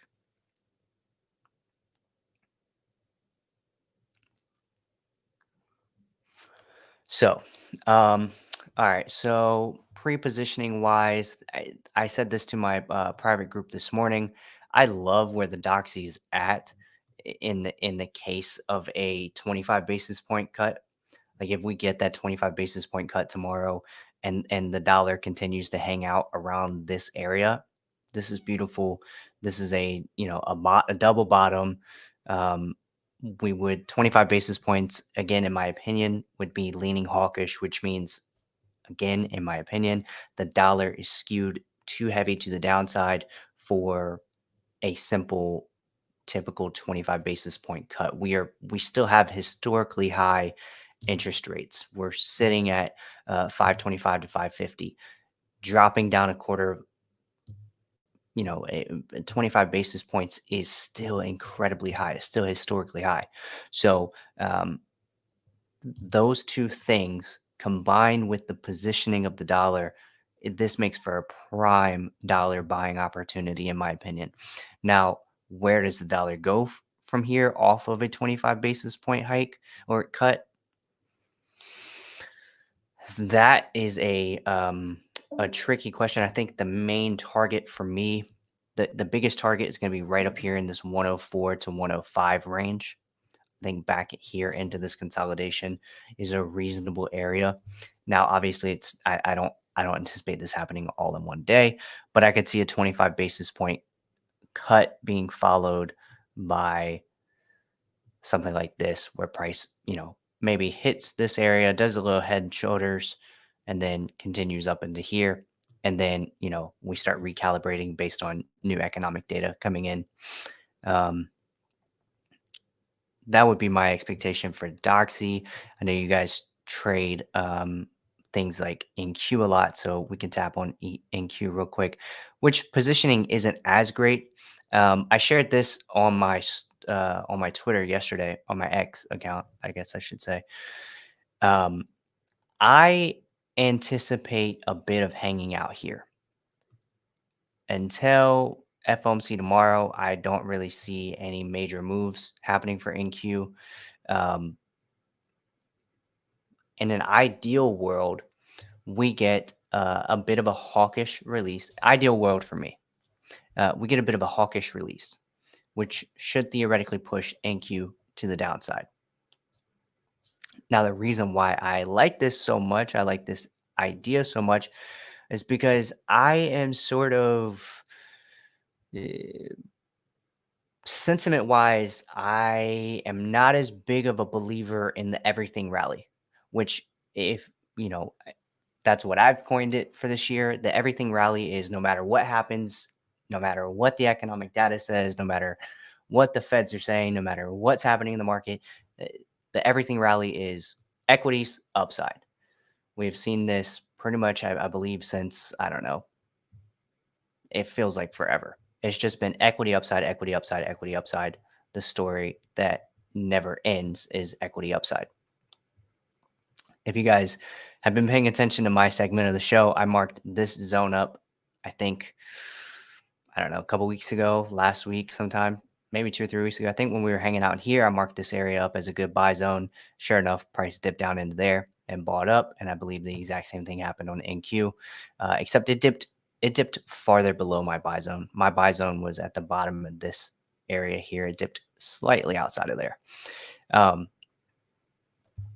But I'm not super confident in this continued bullishness out of the stock market. I think there's too many things going against it when it comes to the real world. And one of the biggest things is the election year. Not just the election year, the election season. We're moving in. I think we're less than 60 days away from the election, and neither one of these candidates, there's argument for Trump being good. There's new arguments for Kamala being good for the stocks. I don't think either one of them, based on their proposed economic plans, are going to be short-term beneficial for the stock market. So for me, a 25 basis point cut signals enough hawkishness to the market that maybe the Fed's job is not quite done. Maybe we're not entering a cutting cycle per se. Maybe this optimism for the stock market is a little overhyped, and we see some downside move. Now, in the spirit of anything can happen in the market, right? Which is a spirit I like to kind of always keep in mind when I'm participating in the market, is anything can happen. Protect our downside. In the spirit of anything can happen, pretending the pre-positioning ahead of tomorrow changes drastically, which it's 2 hours post New York Open. Price is still hanging out pretty much where we were at the open. We're just consolidating. Whatever. In the spirit of anything can happen, let's say before the FOMC meeting tomorrow, NQ dumps, and then we get the 50 basis point cut. Best positioning for buying up from that cut, it's going to be right in here, in my opinion. For me, this is where I would love to start scalping out of. I don't think it's going to happen. I don't see this much movement occurring ahead of the meeting. It could. Highly unlikely, though. So if we get the 50 basis point cut tomorrow, I am most likely not going to be involved in anything in Q unless we get that sort of positioning set up, which would mean we need to come down drastically from where we're at currently. And the reason why I wouldn't necessarily want to be buying from here is just it's a matter of targets. It's okay. We target this high, and then from there, what are we targeting? All-time highs again? Yeah, it looks like the next reasonable target after this level is near all-time highs and then all-time highs. And that's just tough for me. I don't like to buy at all-time highs. Granted, if you look at something like buying at all-time highs over here, it wasn't a bad move. This was a good trade, a good follow-through trade after breaking through these all-time highs. But it's just not something I tend to want to be involved in. So my ideal opportunity for the FOMC meeting tomorrow is that hawkish tilt with a 25 basis point cut and a concerned Powell. That would be sort of my ideal opportunity for tomorrow, as well as a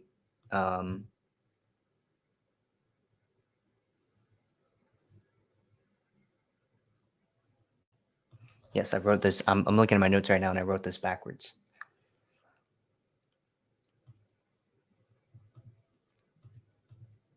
So I need to adjust that from my private group. But yeah, so slightly less cuts, more aggressive on NQ sells. All right, let's see. I'm gonna turn my attention to the chat now and answer some of y'all's questions. Anton says US dollar weakening ahead of cuts.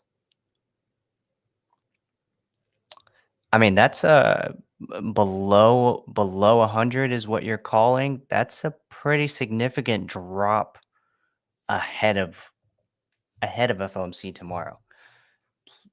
If we're looking at the 2-hour chart on Doxy, you're talking about a significant sustained move prior to, right about 24 hours prior to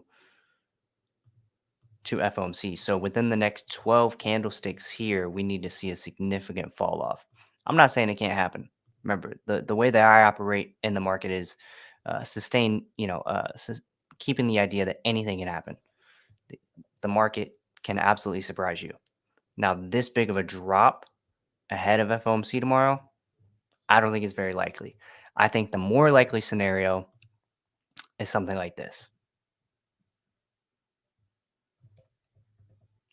Let's pull up where the actual meeting is tomorrow.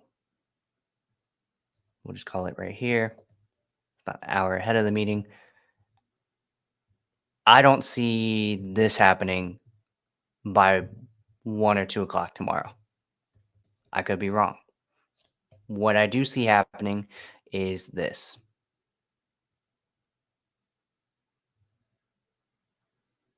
Something like this, meaning we are just going to hang out here.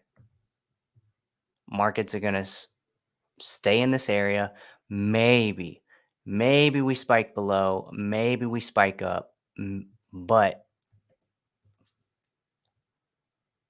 relatively, I think the price will be hanging out right in this area up until the FOMC meeting. Again, anything could happen. Something drastic could happen. A new headline could pop off. I don't think the Feds will break their blackout, but we get a Fed leak. Anything could happen, absolutely. But most likely, I think we're going to be consolidating and hanging out ahead of the meeting. Do I think BOJ rises rates with the Fed cutting rates? Potential of Nikkei dropping due to the value of yen rising? Do I think BOJ rises rates? I think I am long the yen in the long term over a macro scale of like the next few years. I think there's a potential UJ generational trade, but it is going to hinge, I think, more on the US than the Bank of Japan. And what I mean by that is I don't think Japan raising rates is going to be enough for sustained yen move to the upside. I think we need to see the yen raising rates with the coupling of the Fed entering a cut cycle and continued softening of the US economy. We get that combined with the, solid growth out of Japan, raising of rates out of Japan. Absolutely. I think continued yen upside. Now, on a technical basis, what I would love to see out of the yen, and this may be sort of based on some of I have a bit of a hawkish tilt when it comes to the dollar currently, simply due to the year, due to the election season, due to what's happened all year with the dollar. We didn't get this sustained downside move out of the Doxy until really July. It was like we started in June, but it was July that really pushed the dollar down out of this 106 area.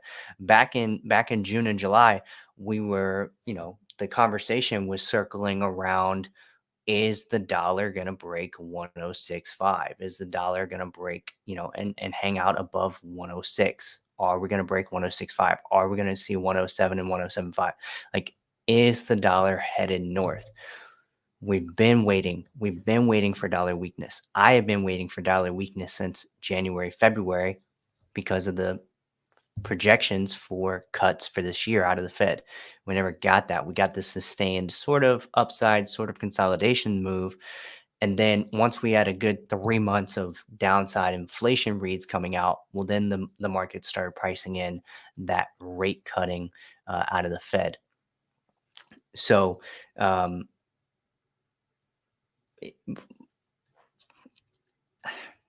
with this move coming so late in the year and a pretty tumultuous election season upon us,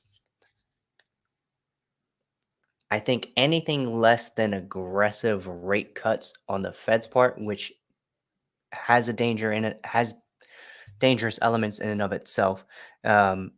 Anything less than that is going to push the dollar up, in which case, my ideal positioning for the yen ahead of what I am looking forward to would mean we should see yen downside, which would push us back to these lows here.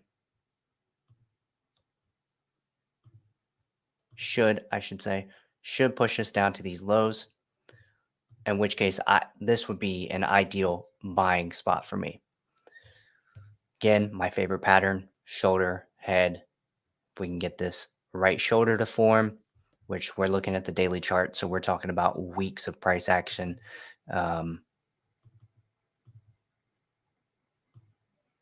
This would be ideal. And then we start to see maybe the Feds, they go light on this one. But then come November, we've just seen such a deterioration in the labor market and inflation. And you certainly don't want these things to happen when you're looking at, like, you're talking about the economy as a whole. You certainly don't want to see a massive softening in the economy that hurts people. But if all that happens and we begin aggressive cuts in November, and our positioning is here come November, I think all of that sort of lines up to a perfect storm to start buying the yen or selling UJ out of this area here.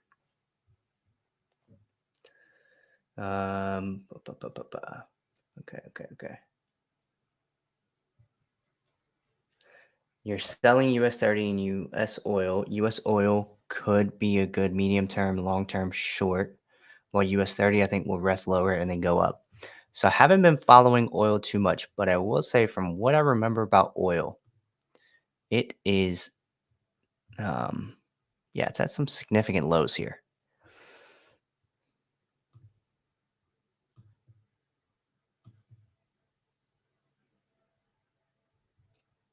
At a pretty significant low level here. Anticipating continued lower oil. It's bold. Can you explain, friends? I don't want to mess your name up, Francesco. Can you explain what your thinking is about oil fundamentally? If you have any fundamental thesis behind that idea, if it's just technical, that's fine. I on a technical basis, this is not somewhere I would be wanting to sell oil from. If you've been in it, yeah, for sure. Capturing maybe the break of this low down, that's a solid move. If you haven't been in it and you're looking to get in it, not somewhere I would be interested in selling from personally. Let's see.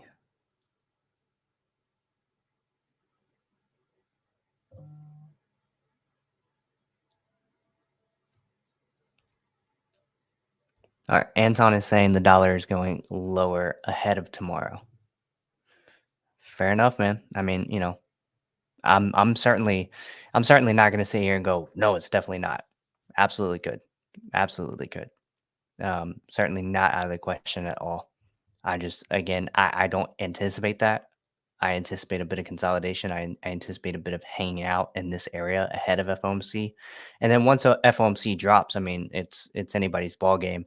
Like I said, if we get that 50% basis point cut, then yeah, I think dollar to 100 or lower is absolutely, a worthwhile target. I would say maybe these lows here at 99.58.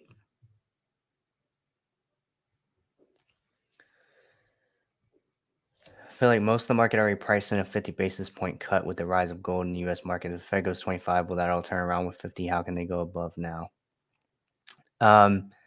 So arguably most of the market, right? Like a majority of the market has priced in a 50 basis point cut. But again, if I think it was about 10 minutes ago, I was touching on these probabilities are so near 50-50 that even though we have a skewed 50 basis point cut outlook, it's not 100% priced in, right? Like in just a few months ago, or let's say if we can go further in the future.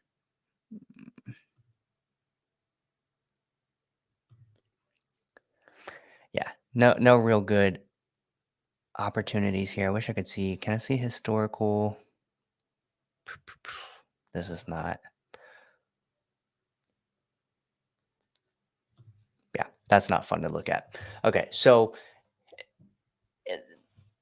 I'll say this. If this probability was at like above 80%, and the higher the better, 88%, 90%, 92% priced in for a 50 basis point cut, absolutely. At that point, I would go, market's pretty well priced in for a 50 basis point cut. If we get that, I don't have a tradable edge. There's nothing that I could say is tradable. But because both of these probabilities are pretty close, like they're both 9% away from 50%. They're both within 10% of being, or I would even go as far as say like 15 or 20% of being 50-50. Either way this goes, I think there's a directional trade opportunity again. And the direction being for this specific case, I don't want anybody that's relatively new to FOMC or Fed rate cuts or anything to get confused by this. For this specific FOMC meeting, a 25 basis point cut is going to be hawkish, and a 50 basis point cut is going to be dovish. Again, my reasoning being the 25 basis point to me communicates we're entering a rate cut cycle, but we're not confident enough to move heavily. We're not confident enough in the sustained downside on inflation to cut more than 25 basis points at this time. The cut itself is not enough either. I think we then need to turn and look at the dot plot and listen to Jerome Powell. And if Jerome Powell is very concerned for the consumer, I would say overly concerned for the consumer side of inflation, that is going to be confirmation for the hawkishness out of a 25 basis point cut. Whereas if we get the 50 basis point cut and they come out and they say, we decided to cut by 50 basis points today. We believe we've done our job on inflation. Now we have to make sure we, I don't know exactly how they might phrase this, but basically they want to protect the job market. They want to, get ahead of downside risk on employment. That sort of thing is going to lean dovish to me because it means they feel they're behind, right? So that's sort of my thesis for either way this goes tomorrow. Not every Fed rate cut would I be looking for an opportunity no matter which way we go, but because these are both so close to 50-50, I am going to be open to trading either one of these outlooks if they're combined with a solid dot plot projection and tone from the Fed and Jerome Powell at the conference afterwards.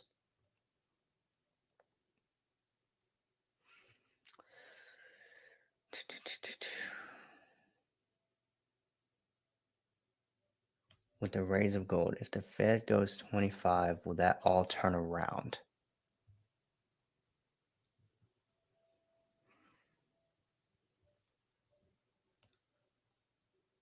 if the Fed goes 25 basis points, I would be, personally, I would be selling gold and selling the US stock market. This is a nice little rally though for gold, which is, we started talking about this almost a month ago. Once we get a nice sustained break out of this channel and price hangs out above it, maybe comes back and retests and rejects this area, this could be a decent push to the upside. Now, what I could see being problematic for this would be a 25 basis point cut tomorrow, in which case I would see a drastic move back down into this channel, in which case this to me would communicate a bit of a bull trap on gold. So you got to be careful. Got to be careful for the bull trap on gold. A 50 basis point cut though, I think we'll see continued sustained upside on gold.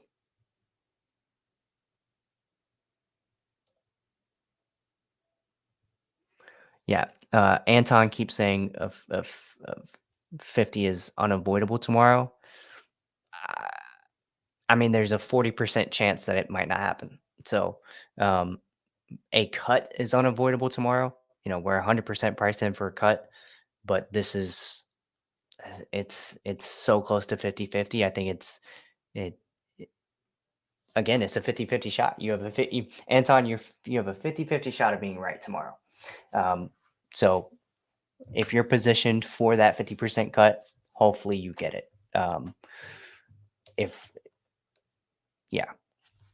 That's all I'll say on that. So very interesting day coming up tomorrow.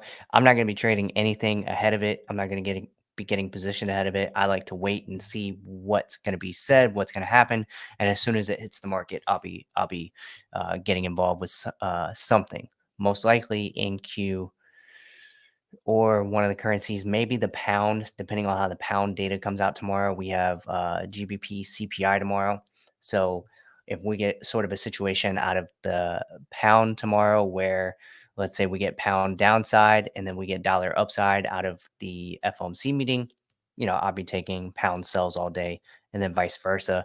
If CPI out of the pound gives us a reason to buy it up, which is not going to be my ideal scenario.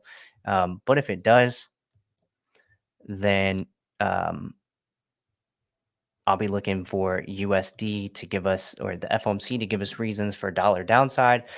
And if we get that, then I'll be buying the pound following the FOMC meeting. And then if we get a nothing burger out of the pound data tomorrow morning, then I won't even be touching this from the FOMC. I'll kind of double back and trade either some NQ or maybe yen. Just depends kind of on how everything comes out tomorrow. All right, guys. If you don't have any more questions for me, I'm going to go ahead and call it. I will be back on tomorrow around noon ahead of FOMC. We have a full day, full show from A1 tomorrow. So I will see you guys there. You all have a good one. Trade safe. See you tomorrow. Thanks for tuning in to today's A1 Trading Show. Make sure to subscribe and to turn on post notifications so you don't miss the next one. Also, we're looking for more guests to come on the show. If you're comfortable being on camera, have trading experience, and you're looking to grow your audience exposure, we'd love to have you on. In the live stream chat and description below, we'll drop a link to apply to be a live stream guest and join in on the conversation. We hope to have you on soon. That's all for today. Trade safe, and we'll see you next time.